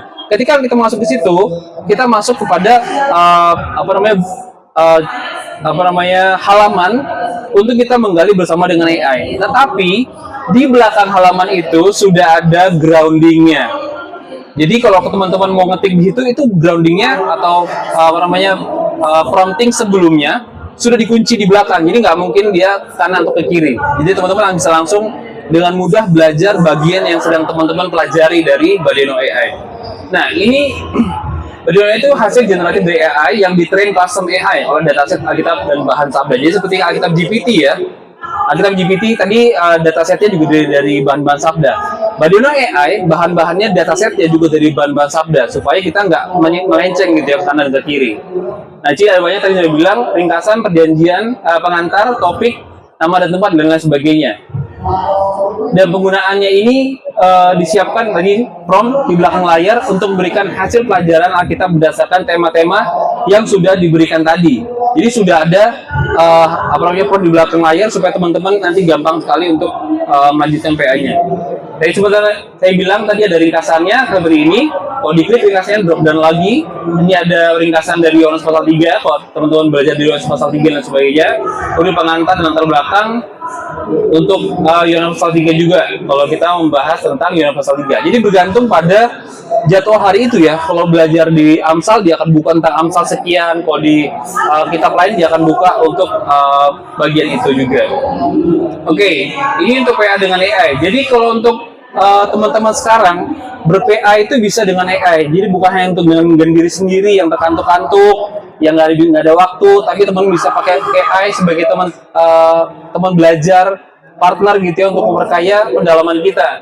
Dari sini kita bisa belajar juga di Badeno itu bukan hanya belajar tok, tapi ada metode yang nanti akan dikerjakan juga oleh KFV, namanya metode AI Square, yang akan menolong teman-teman untuk belajar lebih dalam menggunakan AI sebagai teman belajar Alkitab, dan juga metode prompting fokus. Nah ini kami terus ajarkan kepada teman-teman dimanapun mereka berada dengan berbagai strata gitu ya, mau mahasiswa, mau opa oma, mau anak-anak SMP, SMA. Fokus itu adalah dasar, karena dari fokus itu kita bisa adaptasi. Kalau teman-teman pakai terus AI yang lain, teman-teman bisa adaptasi juga untuk pakai misalnya untuk gambar, untuk bikin lagu. Jadi teman-teman silakan belajar fokus supaya bisa lebih versatile gitu untuk pakai tools AI yang lainnya. Nah, selain itu juga kita juga punya WAG untuk bisa menolong teman-teman belajar. Jadi bukan hanya kalian belajar sendiri atau secara berkelompok di tempat kalian masing-masing, tapi juga ada WAG yang bisa teman-teman ikuti, namanya WAG Badeno. Teman-teman silakan ikut di 0881 299 100. Silakan hubungin, nanti teman-teman akan dimasukkan ke dalam kelompok WAG untuk belajar bersama menggunakan Badeno AI. Oke, ini juga ada office hour, kita selalu bikin di acara Sabda hari Jumat ya, supaya teman-teman kalau misalnya ada kebingungan, ada kesulitan menggunakan AI secara umum, pertanyaan secara umum tentang AI, silakan ikuti ini untuk bisa belajar bersama dengan Sabda untuk mendalami bagaimana kita menggunakan AI untuk kemuliaan Allah. Oke, itu dari saya, Alkitab GPT dan juga Badeno, biar teman-teman nanti bisa mencoba ya di rumah ya. Semakin pintar, semakin berdampak bagi persekutuan teman-teman. Thank you. Saya kembalikan ke KFV. Kita akan sama-sama mulai fokus sekarang. Tadi kita udah tahu cara bikin prompting. Kita juga sudah punya alat untuk belajar Alkitab. Tapi kita harus punya metode. Metode PA itu sangat penting. Ketika kalian lakukan PA di gereja masing-masing, ada metodenya. Ada metode PA di gereja masing-masing. Pakai metode enggak? Ketika PA, halo. Udah nggak fokus ya, perutnya mau kesana. Ya, di gereja masing-masing ada metode PA enggak? Metode pendalaman Alkitab, ada enggak? Ada? Apa metodenya yang dipakai Kak? Lupa. Baru dua kali. Biasanya disuruh ngapain aja? Baca, pahami. Aplikasinya apa? Mantap ya. Itu observasi ya, biasanya itu BGA. Baca, gali, aplikasi. Biasanya gitu ya. Nah, tapi kita akan gunakan metode yang berbeda ya dengan AI gitu ya. Ini dikembangkan oleh Yayasan Lembaga Sabda sebagai salah satu komitmen dari Yayasan Lembaga Sabda untuk apa? Sebagai yayasan yang bergerak di bidang studi Alkitab. Ya, AI Square ini adalah metode AI Square ya. Kenapa kami katakan AI Square atau AI kuadrat atau AI gitu ya? Karena dalam metode AI Square ini nanti akan ada empat langkah ya, ada 4 langkah yang dibagi dalam 2 bagian. Makanya kami namakan AI atau AI Square. Ini logonya. Sorry. Ini yang buat Pak Yudo tadi ya, logonya ini ya. Ya, pakai AI nggak nih bikinnya Yud? Oh, udah pakai AI dia. Oke ya, jadi ini AI Square ada 4 langkah dibagi dalam 2 bagian. Lalu kalau kita lihat di tengah ini ada gambar apa ini? Agak samar-samar ini gambar apa ya? Gambar kita. Lalu ada fokus, target atau sasarannya adalah apa? Ini ada tanda apa? Tanda apa ini? Salib ya. Sengaja dibikin ini untuk membagi AI, tapi kami sudah bikin sebagai tanda atau sasaran. Targetnya adalah apa? Supaya ketika kita belajar Alkitab memanfaatkan teknologi kita semakin menjadi serupa dengan Kristus ya. Kristus selalu dilambangkan dengan tanda salib gitu ya. Oke, ini adalah sebagai tanggung jawab dari Yayasan Lembaga Sabda dengan visinya IT for God, dan kami sudah mengeluarkan begitu banyak produk utama, semuanya adalah untuk belajar firman Tuhan, mulai dari software Sabda. Ini mungkin software yang dipakai bapak-bapak pendeta kalian yang sudah emeritus kah? Atau mungkin bapak-bapaknya, atau oma-omanya, atau opa-opanya ya. Tapi semakin kami selalu mengikuti perkembangan teknologi, semua platform kami ada di situs, di app, blog, Bageno, di AI, bahkan dalam komunitas sudah ada cara untuk kita belajar Alkitab. Dan metode PA yang selama ini sudah Sabda keluarkan adalah metode SABDA ya. Metode PA-nya simak, analisa, belajar, doa, diskusi, dan aplikasi. Ini metode PA dari Yayasan Lembaga Sabda untuk generasi digital. Ini dibuat supaya kita bisa belajar memanfaatkan tools digital untuk belajar firman Tuhan. PA tanpa metode ya, itu akan menghasilkan hasil yang tidak maksimal. Ya, kita tidak bisa kembali kepada firman Tuhan. Jadi metode itu sangat penting. Nah, kenapa Yayasan Lembaga Sabda sangat fokus? Karena kami rindu anak-anak muda, gitu ya. Anak-anak muda yang ada di era digital ini bisa memahami firman Tuhan yang digital. Ya, handphone kalian itu seharusnya nggak kalian namakan lagi handphone. Ya, kalau saya tanya, mana Alkitabmu? Sekarang saya tanya, mana Alkitabmu? Mana Alkitabmu? Gak bawa? Mana Alkitabmu? Kenapa kau nggak ragu? Kenapa ragu untuk tunjukkan handphonemu? Ya, handphone ini Alkitab. Ya, di dalam handphone ini ada Alkitab. Jadi jangan macam-macam, jangan kau isi handphonemu dengan hal-hal yang nggak sesuai dengan firman Tuhan, karena handphonemu itu adalah Alkitab. Makanya kami rindu ya, membawa firman Tuhan yang digital kepada dunia digital untuk seluruh generasi digital. Kalau sekarang generasi apa? Nanti anak-anakmu atau nanti anak-anak sekolah minggu generasi apa nih? Mereka adalah generasi AI. Ya, yang akan lebih smart dari kalian. Ya, yang akan menguasai dunia ini ya, dengan kecanggihan-kecanggihan teknologi yang bisa mereka gunakan. Ya, karena itu ya, AI adalah teknologi yang terbaru. AI adalah teknologi yang tercanggih dan terkeren saat ini. Ya, jadi tadi kita udah komitmen ya, atau cuma separuh yang komitmen? Semua atau enggak nih? Harus dipakai untuk apa? Kemuliaan nama Tuhan. AI, tapi jangan lupa, AI itu alat. Ya, AI itu alat. Kalian sekarang mau pilih AI. A ini alat ya. A, tapi ada 2 I. A ini alat. Ada alat apa yang pertama? Alat, coba main kata aja. AI. Alat apa yang pertama? Ya? Alat apa Mbak? Iblis. Wah, mantap dia ngomong iblis gitu ya. Alat apa lagi? Alat apa? Ilahi. Alat apa lagi yang di belakang? Mau AI itu jadi alat apa? Hah? Alat iman, alat Injil. Oke, mantap ya. Tadi udah di-spill sih sama Kak Melisa ya. AI, alat iblis atau alat Injil. Pilihan ada di tanganmu, ya. Tetapi kita sebagai orang percaya pasti nggak mau AI itu jadi alat iblis. Kita maunya AI itu jadi alat apa? Jadi sekarang kalau kau pakai AI, ingat AI alat Injil, ya. Kita sudah punya nama baru ya untuk AI ya, alat Injil. Jadi kita mau gunakan AI ini untuk apa? Belajar Alkitab. Kita gunakan metode AI Square supaya apa? AI ini bisa jadi teman, bisa jadi asisten, dan bisa jadi alat bantu kita untuk belajar firman Tuhan. Selama ini kalau kalian belajar Alkitab, alat bantunya apa? Alat bantunya apa? Kalau belajar Alkitab selama ini alat bantunya apa? Ya? Google. Apalagi nih biasanya alat bantunya? Udah kan? Hah? Nggak denger, Anda susah. Oke ya. Nah, dengan AI Square ini kita akan melihat ya, ini menjadi metode untuk kita tadi memanfaatkan alat-alat bantu ya. Dan ber-PA dengan AI, saya bisa katakan it's fun ya, sangat-sangat menyenangkan, tapi kita bisa menggali dengan lebih jalan gitu ya. Semua suka, kita sudah lakukan di mana-mana ya, dan semua suka.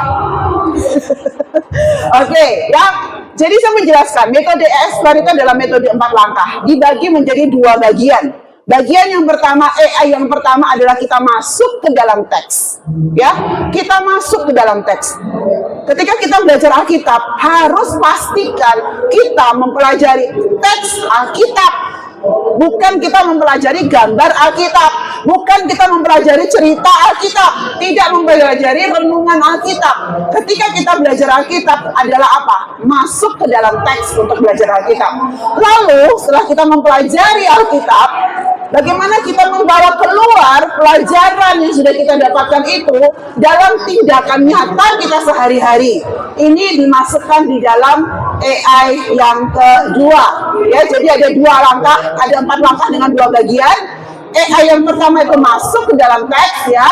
Lalu AI yang kedua adalah bagaimana teks itu yang sudah kita pelajari bisa keluar menjadi berkat, menjadi terang bagi orang lain. Nah, kita akan sama-sama lakukan. AI yang pertama adalah awali, amati, dan investigasi. Jadi awali, amati teks. Teks ya, saya bilang teks Alkitab. Lalu lakukan investigasi Alkitab, AI gitu ya. Lalu yang kedua, AI yang kedua adalah ajaran dan artinya. Apa pelajaran atau apa arti dari teks yang sudah aku pelajari ini dengan pertolongan Roh Kudus ya. Lalu yang kedua itu adalah implementasi. Implementasi itu artinya apa? Aplikasi. Tadi ya. Tadi namanya Kak siapa? Kariko bilang aplikasi ya, penerapan. Betul. Karena ketika kita melakukan PA tanpa ada aplikasi itu namanya apa? Omong doang ya, cuman buat minterin otak kita, tetapi kita tidak bisa menjadi anak-anak Tuhan yang hidup ya, yang sejati. Jadi ini ringkasannya ya, awali, amati Alkitab apa adanya ya, lalu ada investigasi, kita menggali seperti jurnalis, masuk dalam teks, periksa dengan segala macam cara dan pertanyaan, lalu ajaran, pelajaran yang kamu dapatkan apa, lalu implementasi, ide-ide, interaksi atau integrasi, tindakan konkret untuk belajar firman Tuhan.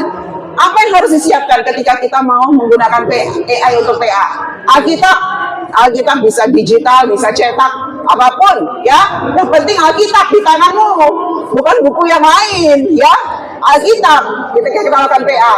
Lalu catatan, lalu kita masuk ke akses ke AI, bisa Alkitab GPT, bisa ChatGPT, dan semua tools AI yang udah kalian sangat suka pakai ya. Lalu kuasai skill prompting dan gunakan metode AI Square ini. Siap untuk belajar Alkitab dengan AI? Tanya temannya di sampingnya, siap nggak kalian PA dengan AI? Oke ya. Oke ya. Saya minta kalian berempat ya, berempat untuk nanti saling sharing ya. Kita akan coba untuk langkah-langkah ini. Sebelum kita memulai, kita harus pastikan nanti ya ketika kita praktek, lakukan langkah 0. Emang ada 4 langkah, tapi kita punya langkah 0, yaitu apa? Berdoa. Langkah 0 ini menjadi langkah awal dan juga langkah akhir kita setelah kita melakukan PA, yaitu berdoa ya. Lalu kita lakukan observasi, kita lakukan penggalian, investigasi, lalu interpretasi dan aplikasinya. Langkah 0 atau doa, itu tujuannya apa? Kita minta Roh Kudus supaya Roh Kudus memberikan penerangan akan firman Tuhan yang kita baca. Tanpa pertolongan Roh Kudus, mau pakai alat AI secanggih apapun, hasilnya tidak akan pernah mengubah hidupmu. Ya, tanpa pertolongan Roh Kudus. Jadi jangan bilang AI bisa menggantikan Roh Kudus. No. Ya, tetapi ketika engkau berdoa, Tuhan, aku akan menggunakan alat-alat semua ini untuk aku belajar firman Tuhan. Tolonglah Roh Kudusmu menolongku. Roh Kuduslah yang akan menolong sehingga firman itu hidup di dalam hidupmu dan menjadi berkat kemuliaan bagi nama Tuhan. Ya, jadi apakah AI bisa menolong langkah 0? AI bisa menolong langkah nol nggak? No, jangan suruh AI-mu yang berdoa. Kamu yang harus berdoa ya. Ya, nggak bisa dibantu dengan AI. Lalu langkah 1 ya, A yang pertama, kita akan masuk ke dalam teks. Langkah pertama adalah awali, awasi, amati apa adanya, semuanya harus dari teks. Jangan langsung baca buku renungan. Kalau kamu langsung baca buku renungan itu nggak PA. Jangan langsung buka buku panduan KTB atau buku panduan PA. Itu namanya nggak PA. Ya, tapi masuk dulu ke dalam teks. Ya, ada buku panduan PA, pasti buku itu akan menyuruhmu masuk dulu ke dalam teks. Ya kan? Oke, jadi AI bisa menolong langkah 1 nggak? Untuk membaca Alkitab, menyimak dengan teliti seluruh perikop yang ada dalam pasal. AI bisa tolong nggak? AI bisa tolong ini nggak? Jawabannya apa? Tidak kan? Ya, tidak. Karena apa? Yang baca Alkitab itu harusnya saya, bukan AI yang baca Alkitab. Saya yang harus baca Alkitab. Ya, ingat ini ya. AI tidak akan bisa menolong kalian membaca Alkitab. Kita yang harus baca, simak dan memahami teks Alkitab dengan seksama, dan kita yang harus baca Alkitab itu dengan teliti. Tetapi ya, AI bisa menolong langkah 1 dengan apa? Memberikan tambahan info, memberikan tambahan latar belakang, dan AI sangat menolong untuk mengawali dan mengamati teks Alkitab. Mungkin kita bukan lulusan teologi, ya. Saya hanya seorang pemuda yang mau rindu sekali belajar Alkitab. Setelah kita membaca setiap teks Alkitab, kita bisa minta pertolongan AI untuk apa? Mencari ya semua konteks, latar belakang dan sebagainya. Oke, berempat kalian tulis prompt ini. Ya, kita mau lakukan langkah 1. Baca Alkitab. Ceritanya kita pakai Yohanes 3 ya. Di sini sudah pernah baca Yohanes 3? Sudah pernah baca Yohanes 3? Tentang apa Yohanes 3? Kasih Allah akan dunia ini ya. Sudah pernah baca Yohanes 3? Ya, sudah ya. Ada cerita spesial di dalam Yohanes 3 yang kalian ingat? Tentang apa? Yohanes 3? Lah, nggak tahu. Yang guru sekolah minggu, hai, guru sekolah minggu mana? Yohanes 3 itu kita cerita tentang siapa nih? Pertemuannya siapa? Yesus dengan Nikodemus. Oke, ya. Itu harus diingat ya. Kita udah baca nih ya, udah baca Yohanes 3. Sekarang tulis promnya. Saya pemuda Kristen yang cinta Alkitab. Pakai voice note aja. Tapi susah ya kayaknya ya. Karena suaranya masuk dari mana-mana gitu ya. Saya pemuda Kristen yang cinta Alkitab, lagi studi Alkitab dari Yohanes 3, berikan ringkasan latar belakang konteks penulis Yohanes 3. Oke, sudah? Sudah dong? Pakai Google Lens juga bisa, Google Lens ya. Pakai Google Lens juga bisa. Ini kami tulis gede-gede supaya bisa masuk ke Google Lens. Nggak bawa handphone, Mas? Coba dong, ya. Bayar mahal. Ada yang gratis di sini, masuk sini, ikut acara ini ada yang gratis nggak? Nggak kan, bayar mahal kan ya? Bayar mahal, kalau di sini cuma bengong aja rugi ya, rugi. Ya, rugi dong. Oke. Ya, sudah? Oke, ada satu yang mau sharing? Hasilnya satu. Berempat, jangan sendirian. PA bersama lebih keren. Bandingkan kiri kanan, pasti hasilnya nggak sama. Ini keunggulannya AI. AI itu bukan Google, ya. AI itu bukan Google. Pasti hasilnya kanan kiri akan beda. Ada yang mau sharing? Oh, kalau nggak mau saya tunjuk ya. Oke. Oke, sudah ya. Oke, ini siapa Mas yang di depan mau sharing hasilnya? Poin-poin aja. Siapa ini Mas? Siapa ini namanya? Pakai baju CEO. Ya.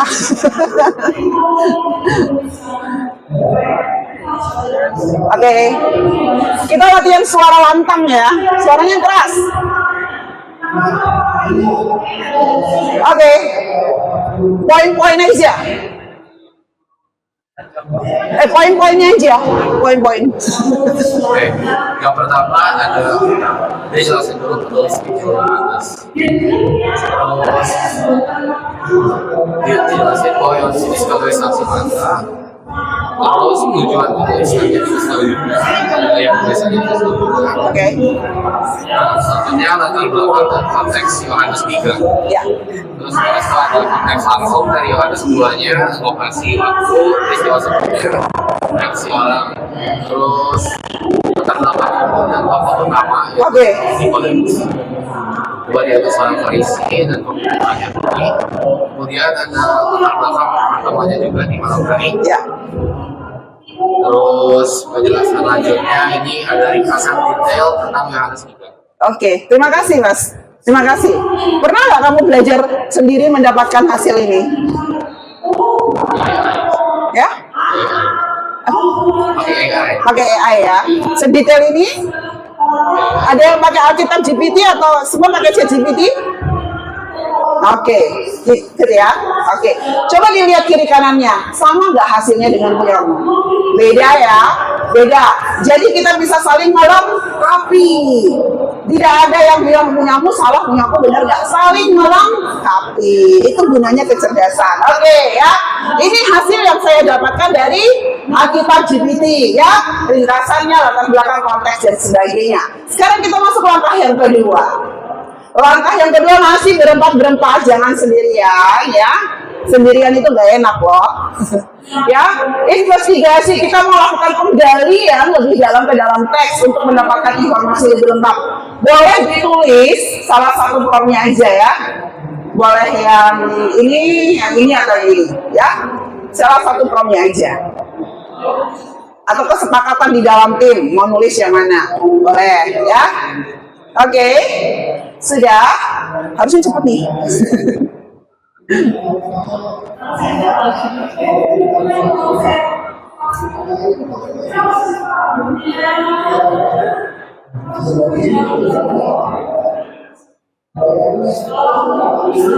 Sudah?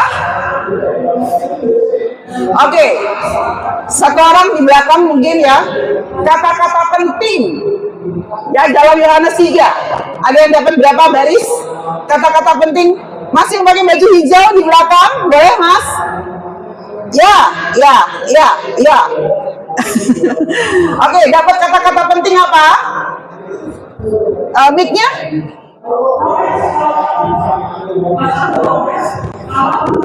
Iya. Sebentar karena tadi saya saksi. Oh ya, oke. Di sini yang saya dari Yohanes 3. Ada 10. Tapi mungkin beberapa yang pertama adalah ayat baru atau kembali di Yohanes 3 ayat yang ketiga, kelima dan ketujuh. Ya. Kemudian ada kata roh di ayat yang kelima sampai dengan ke-8. Oke. Kemudian yang ketiga ada kerajaan Allah. Ayat ketiga dan kelima, anak manusia 13 sampai 14, percaya ayat 15 sampai 18 dan ayat 36 kasih itu ada di ayat yang paling sering didengarkan di ayat 16. Oke. Kemudian ada kata dunia di ayat 16 sampai 17. Oke. Iya.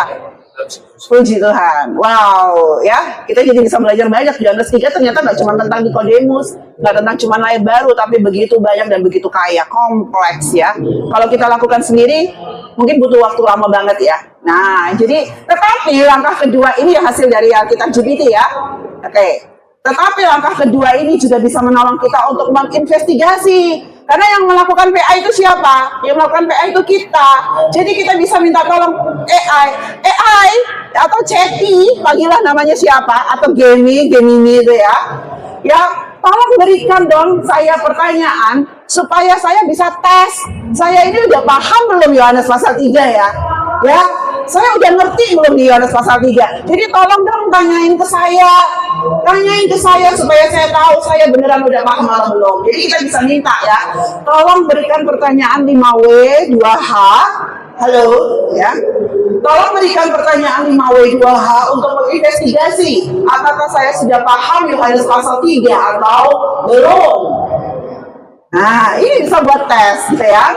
Kadang-kadang kan kita bingung, ini saya udah ngerti atau belum ya? Nah, kita minta dia kasih kita pertanyaan. Oke, sudah keluar pertanyaan 5W2H. Dapat 5W2H-nya? Coba kalian cek, ada nggak pertanyaan yang nggak bisa kalian jawab? Atau bisa jawab semua? Ada nggak pertanyaan yang nggak bisa? Atau bisa? Siapa yang bisa jawab semua? Pertanyaan dari AI ini tadi. Ada yang bisa jawab semua? Waduh. Harus baca lagi ya, harus juga ya. Ada yang bisa jawab 5? Bisa jawab 3? Atau nggak ada yang bisa dijawab sama sekali? Oke ya, silakan bisa dicek ya, bisa nggak saya jawab semua pertanyaan yang disampaikan oleh AI ini? Kalau belum bisa, yang harus kita lakukan apa? Kalau kita nggak bisa jawab pertanyaan itu, harus yang kita lakukan apa? Hah? Apalagi yang harus kita lakukan? Baca lagi, kembali lagi kepada teks Alkitab, jangan tanya lagi ke AI. Ya, kalian baca lagi langsung ke Alkitab, begitu ya. Oke, ini ya, apa yang diajarkan Yesus, siapa yang terlibat dalam percakapan ini dan sebagainya. Sekarang kita masuk ke langkah 3. Ini kita mulai keluar dari teks ya, maksudnya bukan keluar di luar teks ya. Kita udah belajar, udah mengamati, udah menggali. Kalian bisa tanyakan apa aja kepada AI. Tetapi satu hal yang penting, ketika kita tadi berdoa, Roh Kudus minta kita memberikan apa? Makna, pelajaran yang bisa saya ambil dari Yohanes pasal 3 ini, atau dari pasal yang kita baca. Itu yang membuat kita bersemangat untuk belajar Alkitab. Selalu setiap hari akan ada pelajaran baru yang membuat kita bisa merasakan hidup. Ya, setiap hari kita bisa hidup, merasa hidup karena apa? Pelajaran-pelajaran dari firman Tuhan. Ya, tanya kali, saya sudah belajar, saya mencatat pelajaran-pelajaran penting dari firman Tuhan. Saya sudah catat satu persatu. Tetapi kita bisa gunakan AI untuk menolong. Apalagi yang bisa saya pelajari sebagai pemuda Kristen, ya, ketika saya apa? Ketika saya melakukan PA. Tanya. Tapi kita dulu yang tulis pelajarannya, ya. Baru setelah itu kita tanya AI. Pelajaran penting apa yang bisa saya pelajari sebagai pemuda Kristen dari pembelajaran Alkitab pasal 3? Tanya, mungkin saya cuma dapat 1 poin pelajaran, saya cuma dapat 2 poin pelajaran. Tetapi ketika kita minta bantuan AI, dia bisa memberikan begitu banyak pelajaran, dan saya sangat terberkati. Oh iya ya, yang ini saya kelewat tadi ya. Oh iya, oh ini nanti saya mau catat nih. Besok minggu depan saya mau belajar lebih dalam lagi nih tentang yang bagian ini. Karena hari ini cuma dapat lahir baru. Ternyata banyak sekali pelajaran mungkin tentang kehidupan, kekal, keselamatan dan sebagainya. Dan semua tidak bisa saya pelajari dalam satu waktu. Saya bisa catat usulan-usulan dari AI itu untuk saya pelajari kembali. Powerful. Bagi saya itu sangat luar biasa. Bagi saya itu sangat luar biasa. Tuhan berikan alat yang luar biasa ini untuk menolong saya lebih mendalami firman-Nya. Gitu ya. Ini tadi kalau dari Alkitab GPT ya, dapat bahasan untuk makna teologisnya dan sebagainya. Sekarang kita masuk ke langkah 4, yaitu langkah implementasi atau aplikasi. Kalau di kantor saya, kadangkala bagian ini yang bikin susah nih, bagian ini yang bikin sulit nih, gitu ya. PA atau di gereja lah, nggak ngerti aplikasinya apa. Klik kalau ditanya aplikasinya apa, saya akan apa ya, gitu ya. Klik gitu. Udah belajar tapi nggak ngerti mau dilakuin seperti apa. Ya, nah anak-anak yang masuk ke Sabda yang belum pernah PA sering mengalami kesulitan ini. Lalu mereka pintar, namanya anak muda ya, mereka tanya sama AI, kamu tolong dong kasih usulan dari ini, saya bisa lakukan apa dalam hidup saya sehari-hari. Dan ketika mereka lihat usulan dari AI, mereka berterima kasih. Oh ternyata saya bisa lakukan ini yang selama ini nggak pernah saya pikir. Saya bisa lakukan ini untuk melakukan firman Tuhan. Terbantu mereka untuk bisa menerapkan itu dalam firman Tuhan. Tetapi paling bagus adalah apa? Ketika kita belajar firman Tuhan, ya, kita melihat aplikasinya berdasarkan dengan apa yang pimpinan Roh Kudus kepada kita. Ngomong aja, ya ngomong aja. Apa yang mau saya terapkan? Tetapi kita juga bisa sama Tuhan ya, supaya firman Tuhan bisa diterapkan. Sekarang bisa tulis ini promnya, 3 usulan aplikasi praktis dari Yohanes 3 untuk dilakukan dalam sehari-hari sebagai pemuda Kristen pada era digital atau era AI ini. Ya, ini jangan lupa ya, era digital atau era AI ini. Mungkin nanti berusaha nih, boleh sharing nih. Yohanes 3 ayat 6, Yohanes 3 ada era digital atau era AI ini.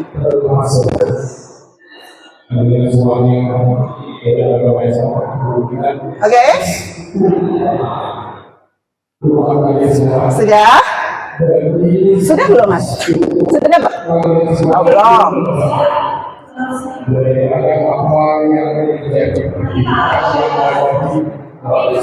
Oke, satu siapa? Ada yang mau sharing satu aplikasi yang diusulkan dan akan dilakukan? Ada? Ayo dong, berani dong. Ayo, let's move. Mau? Oke, silakan. Jalan, di sini jalan. Oke, yang saya dapatin dari sesi ini, yang pertama adalah air yang sudah dibina. Terus yang kedua adalah menggunakan teknologi untuk hubungan dalam iman. Amin. Lalu yang ketiga bersaksi dengan media sosial. Amin. Lalu kita bisa bertanya dan mengkonsumsi rohani ini. Ya. Yang kelima, hidup berdasarkan nilai kami di tengah kemajuan yang ada. Iya. Oke. Ya, thank you. Ada yang mau dilakukan hari ini? Yang mana? Tampil beda. Oke, sip ya. Oke, baik ya. Jadi semua sudah dapat aplikasinya. Komitmen satu yang mau dilakukan hari ini, gitu ya. Nah, ini tadi usulan. Kalau mau lihat lengkapnya hasil dari Alkitab GPT, boleh scan QR code di sini. Nanti kami akan kasih materinya kok ya. Jadi nanti tenang aja. Oke, dengan AI hasil PA-mu bisa menjadi begitu kaya karena kamu adalah anak-anak muda yang punya kemampuan luar biasa ketika memanfaatkan AI, bisa multiplikasi. Ya, contoh kita bisa bikin lirik lagu rohani dari penggalian Yohanes pasal 3 tadi udah ya, karena audionya nggak terlalu mumpuni, kita nggak bisa putar nih ya. Ini kita bisa bikin dari hasil PA kita, lalu nanti ada lagunya ya. Lalu kita bisa bikin multiplikasinya. Dengan AI kita bisa bikin transkrip artikel dari hasil renungan kita, dari hasil PA. Kita bisa bikin reels. Tadi kalau mau bikin konten-konten digital ya, kita bisa bikin caption, kita bisa bikin quote, kita bisa bikin pertanyaan diskusi, undangan, audio, dan sebagainya. Itu sekarang toolsnya semua sudah tersedia. Tapi pastikan kontennya itu adalah hasil PA-mu. Ya. Kalau kamu sudah bisa kerjakan dengan hasil PA-mu, kamu juga bisa berkarya di gereja dengan apa? Membuat multiplikasi dari apa? Khotbah. Tawarkan, Pak Pendeta, Pastor, saya sudah belajar AI nih. Begitu banyak tools yang bisa menolong khotbah Pak Pendeta untuk bisa jadi video, bisa jadi e-book, bisa jadi reels. Tawarkan itu. Dan gereja pasti akan menyambutmu dengan luar biasa. Mereka butuh ada lowongan terbuka di gereja ya untuk kalian.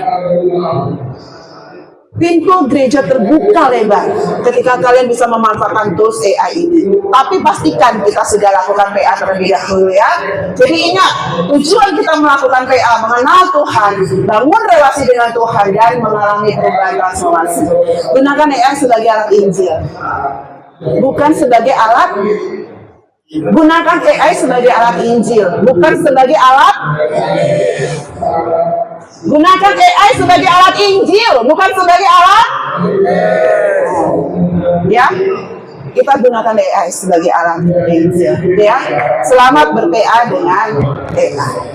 Beri tepuk, jangan tepuk tangan ke saya, tepuk pundak teman-temanmu. Ayo kita PA dengan ya, semangat, kamu pasti bisa. Ya, saya akan masuk langsung dalam penutup. Sudah siap untuk move? Ya, ya. Dengan adanya teknologi AI ini, kamu dimungkinkan untuk bergerak dengan luar biasa. Ya, Bisa move untuk Tuhan, bikin gerakan-gerakan yang luar biasa untuk kemuliaan nama Tuhan dengan yang sudah kau dedikasikan untuk siapa? Untuk Tuhan. Ya, jadi ada 4 pilar supaya kita bisa memakai panduan. Ada panduan untuk kita bisa pakai AI dengan bijak. Ya, yang pertama adalah punya literasi AI. Hari ini kita udah punya literasi AI tentang apa itu AI, apa bahayanya. Yang kita belum belajar tuh ini loh ya. Kalau ini butuh lagi sesi 2 jam. Kecerdasan AI quotient, kecerdasan AI kan ada ada IQ, ada EQ, ada SQ ya kan, ada digital quotient. Nah, ada namanya AI quotient, tapi kita nggak bisa kasih di sini. Nanti bisa belajar ada di situs ai.sabda.org. Itu ada bahannya di sana ya. Lalu punya skill AI. Di sini ada yang belum punya skill AI sama sekali, belum pernah pakai AI. Sudah semua? Sudah ya, saya yakin sudah semua ya. Punya skill AI yang terus ditingkatkan, gitu ya. Lalu literasi Alkitab dan filosofi pelayanan yang baru. Yang pertama literasi AI, cerdas AI. Punya kemampuan untuk mengenali dan memanfaatkan secara kritikal semua alat-alat atau akses yang disediakan dari AI ya. Orang Kristen harus punya literasi AI yang didasarkan pada prinsip-prinsip Alkitab, bukan pada nilai-nilai moral universal. Ketika kita menggunakan alat-alat itu, tadi ya sekali lagi ya, alat-alat itu digunakan berdasarkan prinsip-prinsip universal. Tetapi ketika kita yang memanfaatkan AI, kita harus memastikan didasarkan kepada prinsip-prinsip Alkitab. Ya. Lalu yang kedua, ya kita punya skill basic prompting. Tadi kita udah belajar tentang FOKUS ya. Orang Kristen harus belajar bagaimana bicara dengan AI dengan baik dan efisien. F-nya apa? F-nya apa? O? K? Punya? User selalu S-nya? Spicy. Oke. Lalu yang ketiga, punya literasi Alkitab. Belajar PA dengan AI, harus bisa membaca Alkitab, bisa memahami Alkitab dengan baik, supaya cerdas Alkitab, akrab dengan firman Tuhan, dan punya digital Christian worldview yang betul. Melihat teknologi dari kacamata Alkitab. Ini ya tadi yang sudah kita bahas. Ya, lalu gunakan metode AI SWOT. Awali, amati, investigasi, ajaran, implementasi. Lalu gunakan alat-alat yang tepat. Alkitab, GPT, dan Badeno tersedia semua free untukmu ya. Lalu filosofi pelayanan yang baru, filosofi pendidikan yang baru dengan AI, learning on demand, just in time learning, conversational learning. Tadi kita bisa mulai dengan Alkitab GPT dan terus belajar. Jangan berhenti, jangan menyerah kalau itu susah. Semuanya itu sudah ada panduan, sudah ada tutorial, tinggal belajar, begitu ya. Dan ajarkan kepada yang lain, buat komunitas di gerejamu, mungkin bikin dalam komisi pemuda, bikin mungkin divisi AI, canggih keren loh ya. Bikin divisi AI, di situ kalian bisa roamingan dengan AI, kita bisa pakai apa untuk membangun atau mengembangkan gereja kita, gitu ya. Dan gunakan semua ini tujuannya adalah apa? Untuk kita memuliakan nama Tuhan. Ini yang sudah pernah kami lakukan di Solo ya, di SMP di Solo ya, ini di STT di Jakarta, Surabaya dan sebagainya. Ini yang kami lakukan di Belanda, lalu juga di Taiwan juga pernah ya. Lalu ini di STT Bandung ada AI Bootcamp, kami lakukan selama 2 hari di sana. Lalu ini situs ai.sabda.org, semua materi kami tentang AI ada di sana ya. Ada komunitas di sini. Ada yang pakai Discord nggak? Masuk ya ke Discordnya AI Forget ya, masuk ke sana ya untuk kita belajar AI, diskusi, ngobrol bareng AI, gitu ya. Oke, dengan fondasi Alkitab kita bisa gunakan AI bagi kemuliaan nama Tuhan. Tapi tetap hati-hati, AI itu berbahaya. Bahaya terbesarnya itu siapa? Bahaya terbesarnya apa? Bukan, jangan salahin iblis. Bahaya terbesarnya siapa? Bahaya terbesarnya AI itu siapa? Kenapa? Kalau saya nggak pakai AI dengan betul, tetapi jangan khawatir, harapan terbesarnya juga adalah siapa? Kamu juga adalah harapan terbesar, terutama bagi gereja, bagi generasi-generasi setelahmu. Harapan terbesar bagi mereka, ya. Untuk apa? Memanfaatkan teknologi bagi kemuliaan Tuhan. Kamu akan jadi harapan terbesar bagi gereja ketika kamu memanfaatkan teknologi ini untuk pekerjaan Tuhan. Bukan AI for me, tetapi AI for itu ya, teman-teman ya. Jadi pakailah untuk memenangkan jiwa, to get the glory. Amin. Kita beri kemuliaan bagi nama Tuhan. Amin.